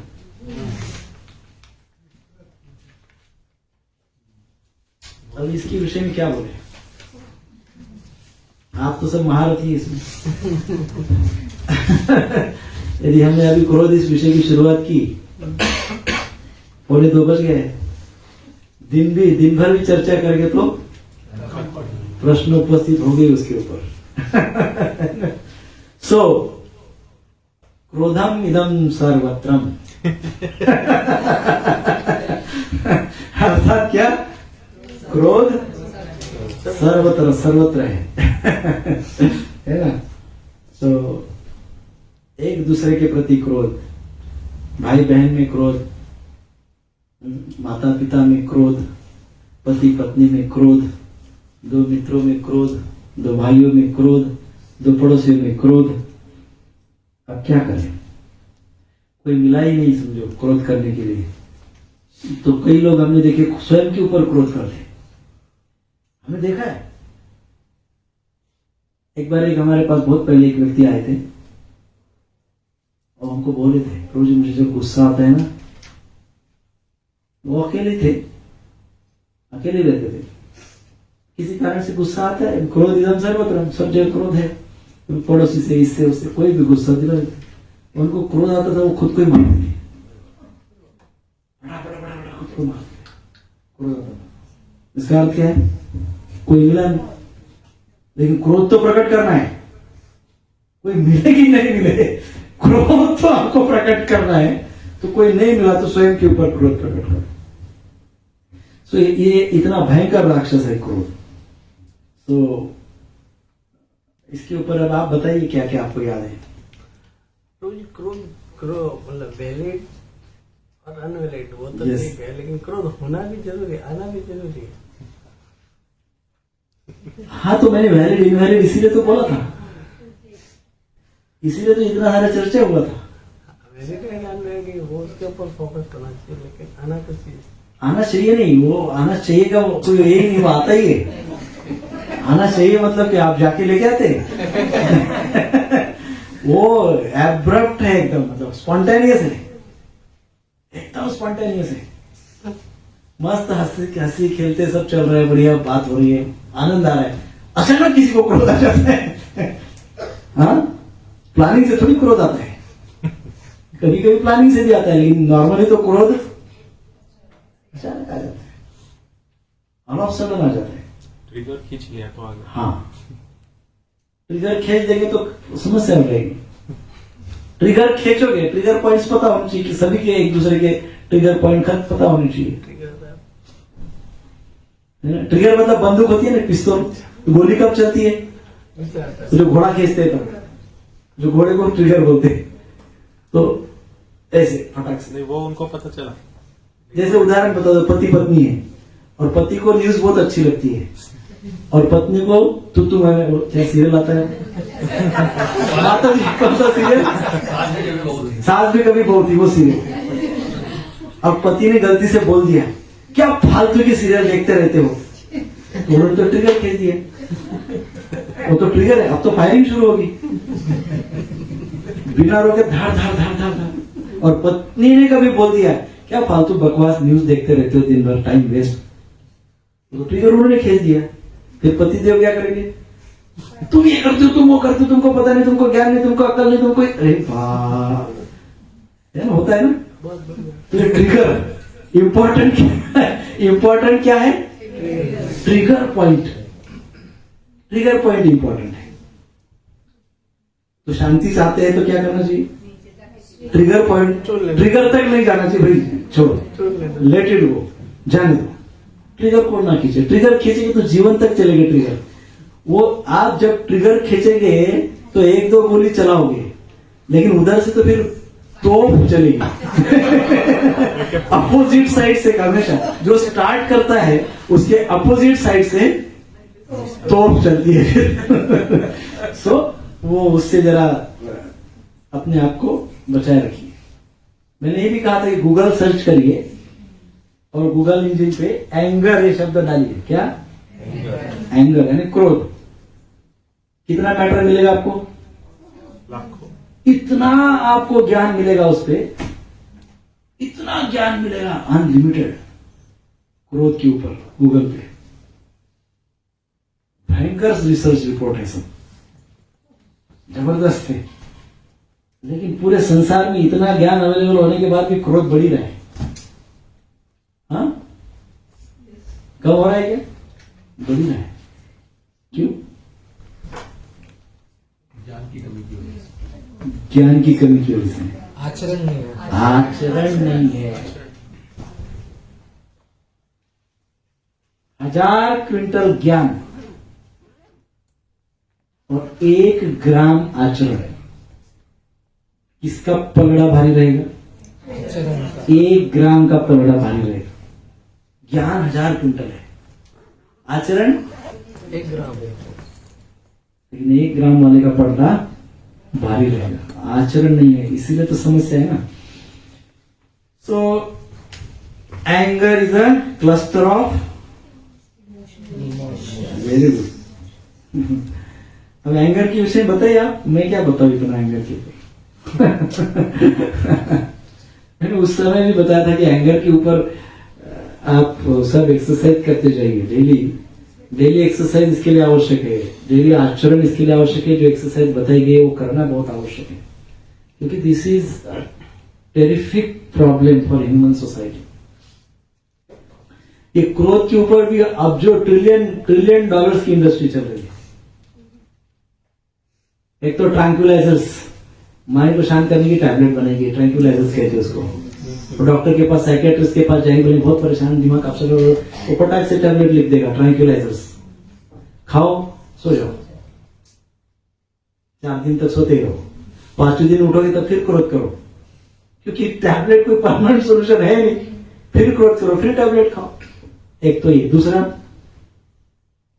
लीगल सिस्टम, झगड़े क्यों हो रहे? क्रोध की वजह से।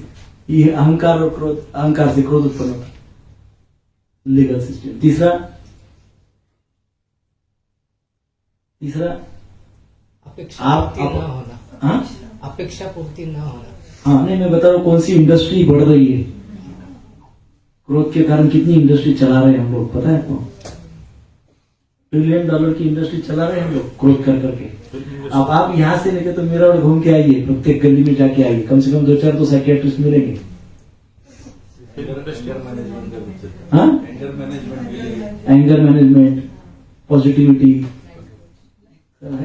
फिल्म इंडस्ट्री, पूरी इंडस्ट्री तो एंग्री यंग मैन।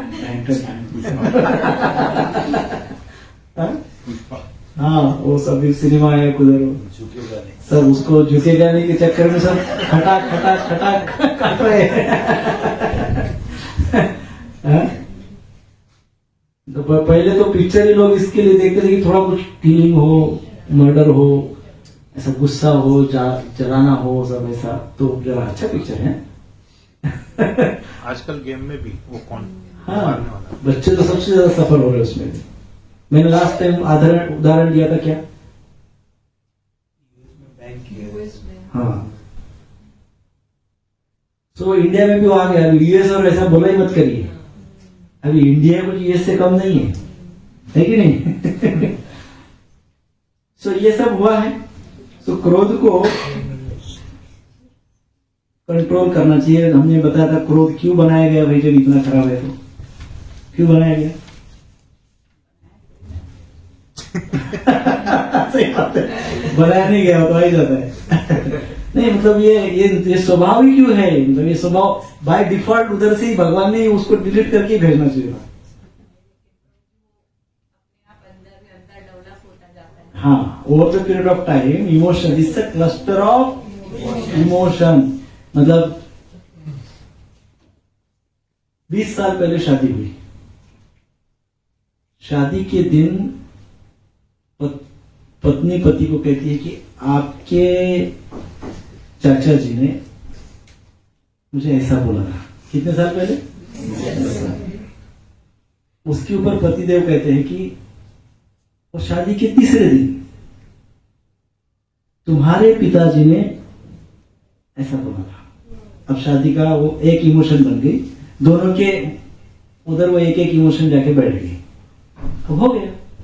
शादी होने के 1 महीने बाद हम उनके घर पे, आपके रिश्तेदार के यहाँ गए थे, उन्होंने मेरा ऐसा इंसल्ट किया।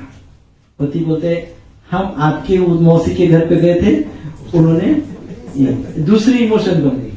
फिर बच्चे हुए तो बच्चे जब हुए तो हॉस्पिटल में आपके पिताजी ने ऐसा ऐसा बोला, पैसा नहीं दिया। वो एक इमोशन बैठ गई। तो बोले जब बच्चे का नामकरण किया था तो मुझे पूछ के नाम नहीं किया गया, तुम्हारे अमके अमके नहीं करा दिया। 5वीं emotions, cluster of emotions, cluster of emotions. कब तक चलता है? जब अपने बच्चों की शादियां होने के बाद, जब अपने बच्चे हमको प्रताड़ित करेंगे, तब हमको झाड़ जैसे लगेगा, अरे क्या मेरे साथ हो रहा है। और जो भी था वो तो कुछ नहीं था, ये तो खतरनाक है। क्योंकि हिस्ट्री रिपीट्स इटसेल्फ। जो हम सोचते हैं, जो हमारे साथ बीतता है, जिसको हम एक्सपांड करते जाते हैं, वो हमारे साथ हमको परोसा जाएगा, डेफिनेटली परोसा जाएगा। डेफ गारंटी है परोसा जाएगा। सो इमोशनल क्लस्टर हम बनाते जाते हैं। अब प्रॉब्लम क्या है, at one point of time in our life वो जो इमोशनल क्लस्टर है इट बिकम्स अ वुंड, वो जख्म बन जाती है। क्या बन जाती है? इमोशनल वुंड बन जाती है, भावनिक जख्म बन जाती है। जब भी जीवन में उसको थोड़ा सा भी धक्का लगेगा भयंकर आहत हो जाएंगे। और ये सब काम किसका है?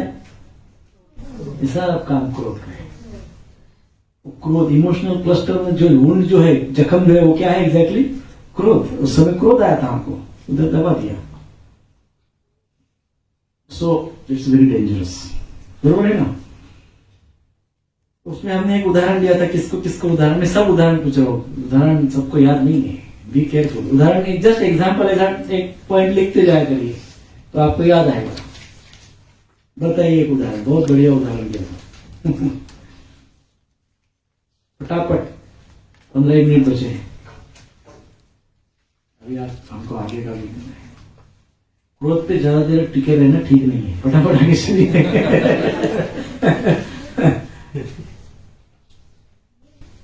उदाहरण बताइए, बस मैं ये एक्सपेक्ट करो। Father and the brother. Yes, what is that example? Who can explain? बताइए। Actually, the father was angry, so why he was angry? हाँ, छोटी बच्ची थी। अभी मैं बताओ, किसी को याद नहीं होता, मैं रिवाइज करता हूँ, लेकिन नेक्स्ट टाइम पूछूंगा तो सबने बताया। नई कार ली है, BMW। जैसे एग्जाम्पल बताओ। एंड छोटी बेबी है, उनको छोटी बच्ची है, वो खेलते खेलते उसके हाथ में कुछ खिलौना भी था। इधर से बच्ची के पापा कार को कुछ देख रहे, थोड़ा साफ कर रहे, देख रहे। उस साइड से बच्ची हाथ में खिलौना लेके कार को स्क्रैच कर रही है, तो बहुत बड़ा स्क्रैच आ गया। जब पिताजी उधर देखने के लिए आए, उन्हें देखा इतना बड़ा स्क्रैच, तो उन्होंने क्या किया? कैसे मारा? हाथ पे इतना मारा, इतना मारा, इतना मारा, जिस हाथ से उसने किया था, इतना मारा, बहुत मारा। फिर क्या हुआ?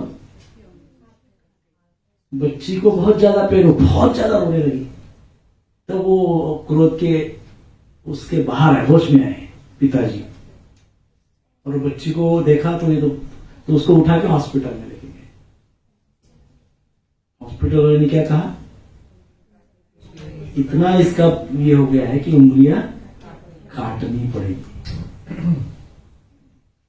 और उंगलियां काटने के बाद जब बच्ची घर पे आई तो बच्ची पिताजी को क्या पूछती है? मेरी उंगलियां कब वापस ग्रो होगी?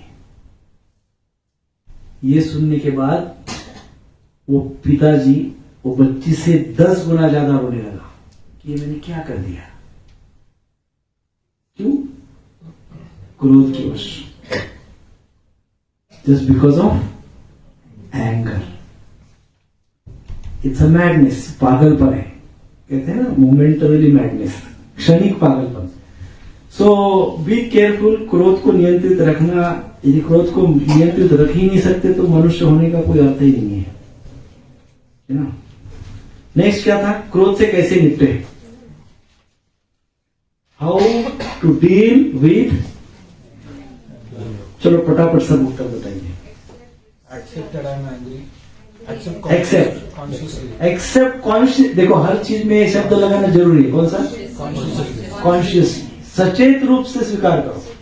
हाँ, मैंने एक्सेप्ट कर लिया। क्या एक्सेप्ट कर लिया है? सचेत रूप से एक्सेप्ट करो, सचेत रूप से बैठो, सचेत रूप से लेक्चर सुनो, सचेत रूप से उसको अप्लाई करो। कॉन्शियसली लिसन द लेक्चर, सचेत रूप से। जागरूक होना बहुत जरूरी है। जो कार्य मैं कर रहा हूं उसमें मैं जागरूक होना चाहिए, जागरूक होना चाहिए, सचेत होना चाहिए, कॉन्शियस होना चाहिए। Next, Do not react. Do not react. Yes, do not react, Restrain. Restrain, yes. दूसरों के प्रति थोड़ा उदार होना। Intentionally. Intention and positivity and intention. क्या मैं जो कर रहा हूं is it a positive? Next, हाँ, let go. Yes, let go का Finding options to get. Yes. अभी क्रोध है तो I should find out the options. मैंने ढूंढना चाहिए कि भाई क्या ऑप्शंस है क्रोध को। भाई क्रोध को बढ़ाने के लिए तो बच्चा भी कारण दे सकता है। क्रोध को बढ़ाना है तो 5 साल का बच्चा भी 10 बातें बता देगा, ऐसा करो तो क्रोध बढ़ जाएगा, तो बढ़ ही जाएगा, और कोई भी चुटकी का खेल। लेकिन वो क्रोध को शांत करने के लिए ऑप्शंस क्या है? Don't react immediately. Yes, immediate react नहीं करना है। यस, सिचुएशन को बदलना नहीं है, सिचुएशन से अलग हमको अलग होना है। सिचुएशन को बदलने का कोशिश करोगे तो वो सुपर शॉर्ट सोल्यूशन नहीं, इमीडिएट नहीं होगा। हमको सिचुएशन से निकलना है। और प्रेयर, सिस्टमैटिक।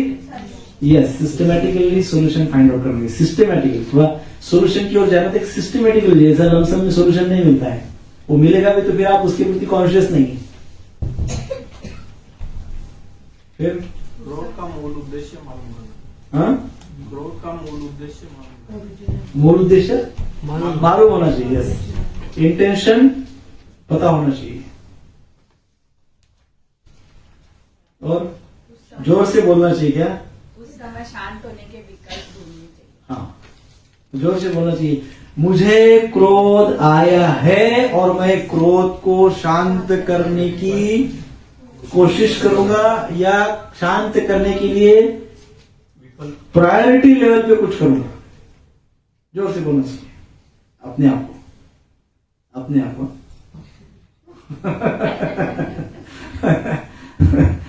तो दूसरे को तो ज्ञान बहुत है अपने पास देने के लिए, है कि नहीं? मैंने उस समय ये कहा था, याद है ना सबको? जो भी पति पत्नी बैठे हैं उनको मैंने ये पहले ही, क्या कहते हैं उसको, डिस्क्लेमर। कोई सिनेमा आता है तो डिस्क्लेमर आता है ना, वैसा डिस्क्लेमर पहले ही बताया था। क्या? खुद के लिए जो भी मैं बता रहा हूँ खुद के लिए है, नहीं तो कल चल के पति पत्नी को बोलेंगे, देखो प्रभु जी ने ऐसा बोला, तुम ऐसे नहीं कर रहे हो। माता जी बोलेगी, प्रभु जी देखो, प्रभु जी ने ऐसा बोला, तुम ऐसा नहीं। This is not for other people, this is for your self. Class का कोटेशन दूसरों के लिए उपयोग में नहीं ला सकते, यदि लाएंगे तो लीगल एक्शन ली जाएगी। ऐसा डिस्क्लेमर ऐसा डिस्क्लेमर है। तो एक दूसरे के लिए कोटेशन नहीं है, अपने अपने के ऊपर, स्वयं के ऊपर अप्लाई करेंगे, है ना? नेक्स्ट, कृष्ण को प्रार्थना करना है, फिर बोलना है this subject is over for me. हाँ, प्रार्थना बहुत महत्वपूर्ण है। प्रार्थना करना बहुत आवश्यक है। और प्रभु जी, और आपने कहा था कि 40 एज के बाद क्रोध ऑटोमेटिकली कम भी होते जाता है। वो नेचुरल प्रोसेस है, पर कभी कभी संस्कार यदि ऐसा होगा टिल द एज ऑफ 40, यदि संस्कार भयंकर होगा तो वो फिर इतना कम नहीं होगा। लेकिन 40 तक अच्छा, यदि अच्छा संस्कार हुआ है लाइफ में, तो आफ्टर 40 धीरे धीरे क्रोध रिड्यूस होकर खत्म हो जाता है। लेकिन संस्कार में यदि कहीं गड़बड़ हुई हो तो लाइफ टाइम क्रोध चलता है।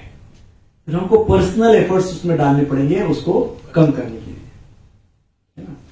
पर्सनल एफर्ट्स डालने पड़ेंगे। और कृष्ण को प्रार्थना करें। कैसी प्रार्थना करें? हे कृष्ण, आपको तो सब पता है।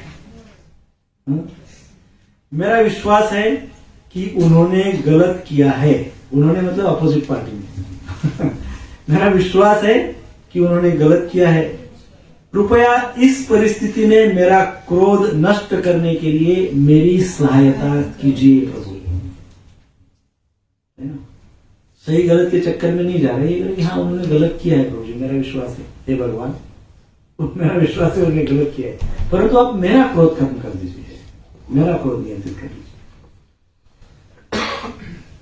भगवान को साथ में लेकर परिस्थिति को सुलझाना चाहते हो तो तुरंत सुलझी जाएगी। भगवान को साथ में नहीं लेकर यदि परिस्थिति को सामने सॉल्व करने का कोशिश करेंगे तो फिर वो सॉल्व करने के लिए बहुत सारी सिस्टम्स है और जीवन भर चलेगा, सॉल्व होगा नहीं। भगवान को साथ में लेकर चलोगे तो सॉल्व होगा। नेक्स्ट, फिर टेक्निकल, हाँ, पश्चाताप का भाव। फिर कुछ टेक्निकल बातें बताई थी। हित प्रकट करना, हाँ, ये क्या बताया था? Time out, time out. क्या है टाइम आउट? बताइए, टाइम आउट बताइए।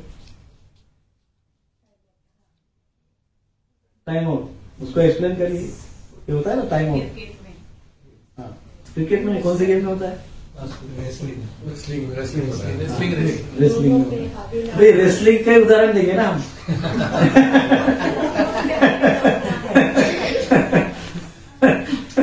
वो तो रेसलिंग ही होता है, तो टाइम आउट तो बीच में आना चाहिए कोई करने के लिए। स्वयं को करना पड़ेगा। हाँ, तो वो स्वयं को ही टाइम आउट करना पड़ेगा ना। क्या करोगे टाइम आउट करने के लिए?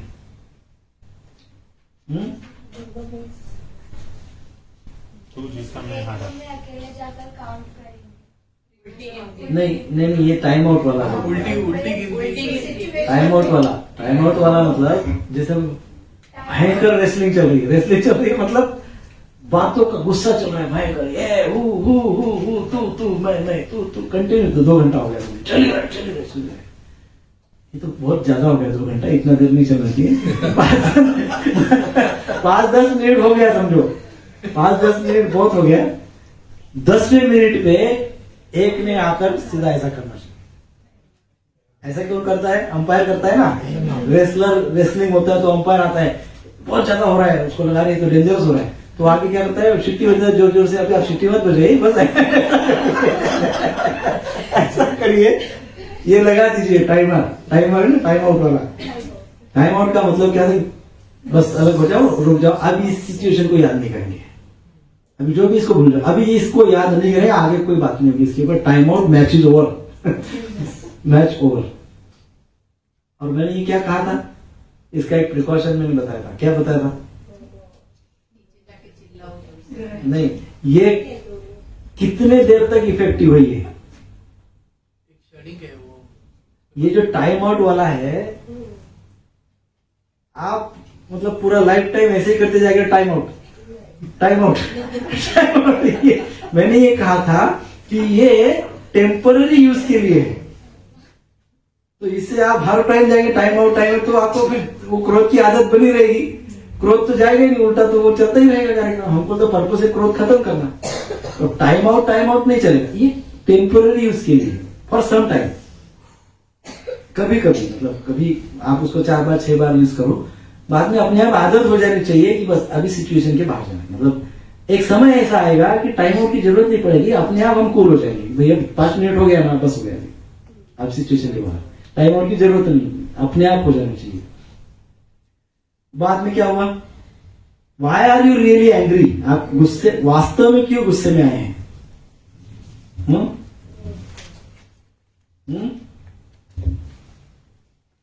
पूछना चाहिए ना अपने आप को, वास्तव में गुस्सा क्यों आया है? इसके पीछे व्हाट इज द इंटेंशन? क्या इंटेंशन? और क्या बताया था?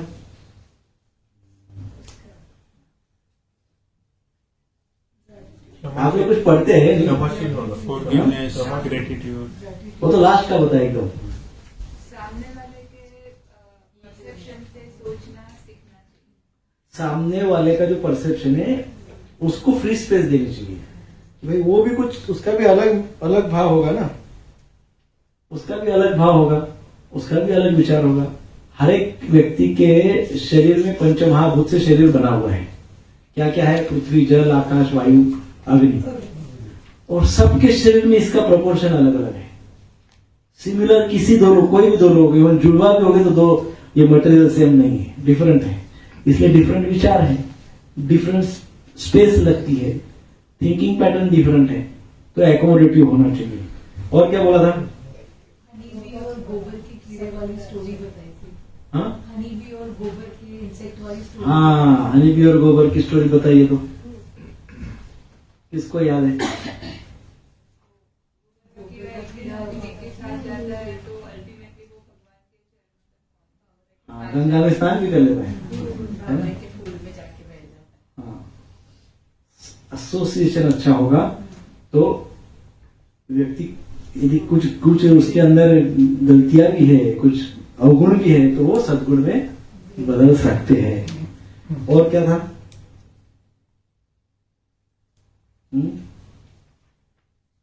एक मीटर दिया था आपको, एक मीटर दिया था, एक मीटर दिया था। 1 से 10 की स्केल, 1 to 10 तक स्केल बनाइए और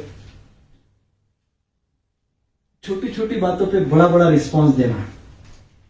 छोटी सी बात मन की जैसी नहीं हुई तो बड़ा क्रोध करना, है ना? मतलब रॉन्ग माइनर्स, रॉन्ग माइनर मतलब छोटी छोटी बातों पे, छोटी सी बात है लेकिन छोटा रॉन्ग है, माइनर है लेकिन रिएक्ट में जबरदस्त हो रहा है।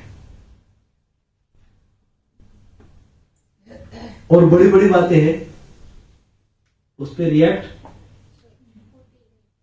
एकदम छोटा छोटा रिएक्ट आ रहा है, रिस्पॉन्स छोटा छोटा आ रहा है। इसको हमने एक ये कहा था, माइनर बातों को, मतलब 1 से 10 की स्केल है, माइनर बातों को 1 से 5 बताया और मेजर बातों को 5 से 10 बताया। तो आप कितनी बार माइनर बातों पे रिएक्ट करते हो, कितनी बार मेजर बातों पे रिएक्ट करते हो? तो वो स्केल पे आपको होमवर्क दिया था, किया नहीं होगा तो कुछ याद नहीं आपको। नेक्स्ट, चलो 2 बज गए, 2:15 बज रहे, फटाफट। Next, To take the matter of justice to the Lord. To take the, Matter of justice. Yes, to the Lord. भगवान के पास जाना चाहिए जस्टिस के लिए, किसी के पास अपना खुद का जजमेंट खुद को नहीं देना चाहिए। विकल्प कैसा ढूंढे? तो remember 2 fundamental questions. What are 2 fundamental questions? Thinking about Krishna. Positivity and love. Yes. Positive is it a positive? मैं क्रोध कर रहा हूं, मेरा क्रोध करने से क्या घर में पॉजिटिविटी फैल रही है? Is it positive? है तो ठीक है, रैशनल है, वैलिड क्रोध है। और निगेटिविटी फैल रही तो मोस्ट इनवैलिड क्रोध है। और दूसरा प्रश्न क्या पूछना चाहिए? Is it loving? क्या क्रोध किया तो क्या प्रेम बढ़ेगा घर में सबका एक दूसरे के प्रति? बढ़ेगा तो ठीक है, रैशनल है, वैलिड। नहीं बढ़ेगा तो क्या काम का क्रोध है? वो तो डिस्ट्रक्शन भी जाएगा। तो ये बातें बताई थी। अब लविंग कन्फ्रंटेशन वगैरह की इसके उदाहरण दिए थे बहुत सारे। फैमिली का उदाहरण दिया था, पेरेंट्स का एग्जाम्पल दिया था, कंपनी का एग्जाम्पल, इंडस्ट्री का एग्जाम्पल। ये सब हुआ, आप नोट डाउन करते हैं तो उसको फॉलोअप किया करिए। सो इन शॉर्ट, पश्चाताप, क्षमा, कृतज्ञता और प्रेम, ये 4 शब्द बहुत अहम है मनुष्य के जीवन में। क्या क्या? पश्चाताप, क्षमा करना है, फॉरगिवनेस, ग्रेटिट्यूड अर्थात कृतज्ञता, एंड प्रेम। 2 level of Krishna consciousness. What are the 2 level of Krishna consciousness? Krishna consciousness के 2 लेवल कौन सी है? Thinking about Krishna. Thinking about Krishna, first level, and then How Krishna think? and think that how Krishna think about me. Krishna के विषय में सोचना, पहला level. दूसरा level ये सोचना कि कृष्ण मेरे विषय में क्या सोच रहे होंगे, दूसरा लेवल। देन उधर उपस्थ वेगम, इसके ऊपर चर्चा हुई थी। प्रसाद के विषय में चर्चा हुई थी, उसमें क्या बताया गया था? प्रसाद खाने से हृदय धीरे धीरे शुद्ध होता है और मनुष्य सरल तथा संयमी बनता है। इंद्रियाणि हत्याशो निराहार मनीषिणः वर्जयित्वा तु रसनं तन्निरन्यस्य वर्धते। श्रीमद् भागवतम 11:8-20। उपवास द्वारा विद्वान पुरुष जीव के अतिरिक्त अन्य सारी इंद्रियों को जल्दी से अपने वश में कर लेते हैं। ऐसे लोग स्वानेंद्रियों को तृप्त करने की प्रबल इच्छा से भी मुक्त रहते हैं। तो उपवास अर्थात भगवान के निकट रहना, उपवास अर्थात प्रसाद ही पाना, उपवास अर्थात प्रभुपाद जी ने 24 घंटे भूखा रह के शरीर को प्रताड़ित करके फिर मनस्ताप और आवेग और वेग में ऐसा नहीं बोला है। उपवास अर्थात भगवान के निकट रहना, अर्थात ज्यादा से ज्यादा भगवान का नाम का जप करना और उस समय प्रसाद ही खाना। भक्ति सिद्धांत सरस्वती ठाकुर क्या कहते हैं? जीव का कार्य क्या है? विविध प्रकार के रस से अपने को तृप्त करना। तो वो फिर उधर संतुष्ट हो जाता है। और एक बहुत सुंदर बात बताई थी, वृंदावन के 12 वनों का भ्रमण करने से मनुष्य भौतिक इंद्रिय तृप्ति के 12 रसों से मुक्त हो जाता है। तो भौतिक संबंध के 5 मुख्य विभाग है, कौन से? शांत, हास्य, सामर्थ्य, वात्सल्य और माधुर्य। और ऐसी गौण प्रकार भी है 5, हास्य, आश्चर्य, पराक्रम, दया, क्रोध, भय और विविधता। वृंदावन के 12 वनों में भ्रमण करने से ये 12 रसों का आस्वादन हो जाता है। केवल कृष्ण के साथ असली आध्यात्मिक आनंद का अनुभव करके ही ऐसी भौतिक इच्छाएं त्यागी जा सकती है। फिर शरीर अविद्याजल, ये प्रार्थना का अर्थ बताया था। शरीर अविद्याजल का अर्थ क्या है?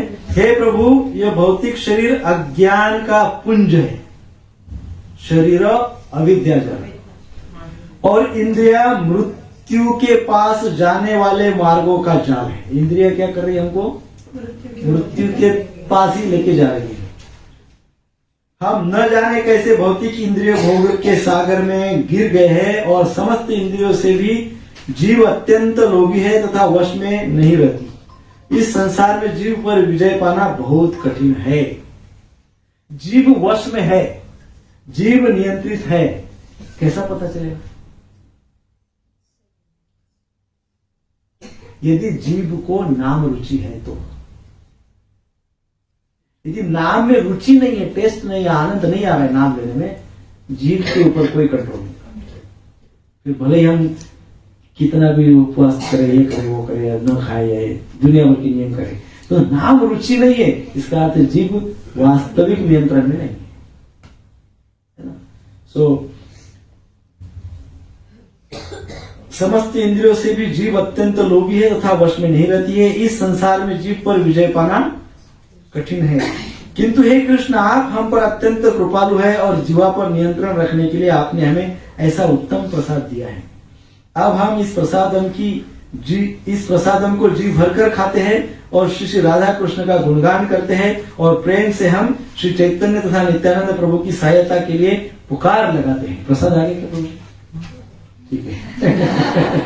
तो अभी प्रसाद का समय हो गया है, तो अभी हम सब प्रसाद लेंगे और इस प्रकार से क्रोध से और ये सारे क्या है, वाचो वेगम, मनसा क्रोध वेगम, जीवा वेगो, उदर उपस्थ वेगम, ये सारे वेगों से मुक्त हो गए।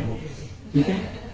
हरे कृष्णा कृष्णा कृष्णा हरे हरे, हरे राम राम राम हरे। नेक्स्ट टाइम जो लास्ट लाइन है उसके ऊपर नेक्स्ट क्लास में चर्चा होगी।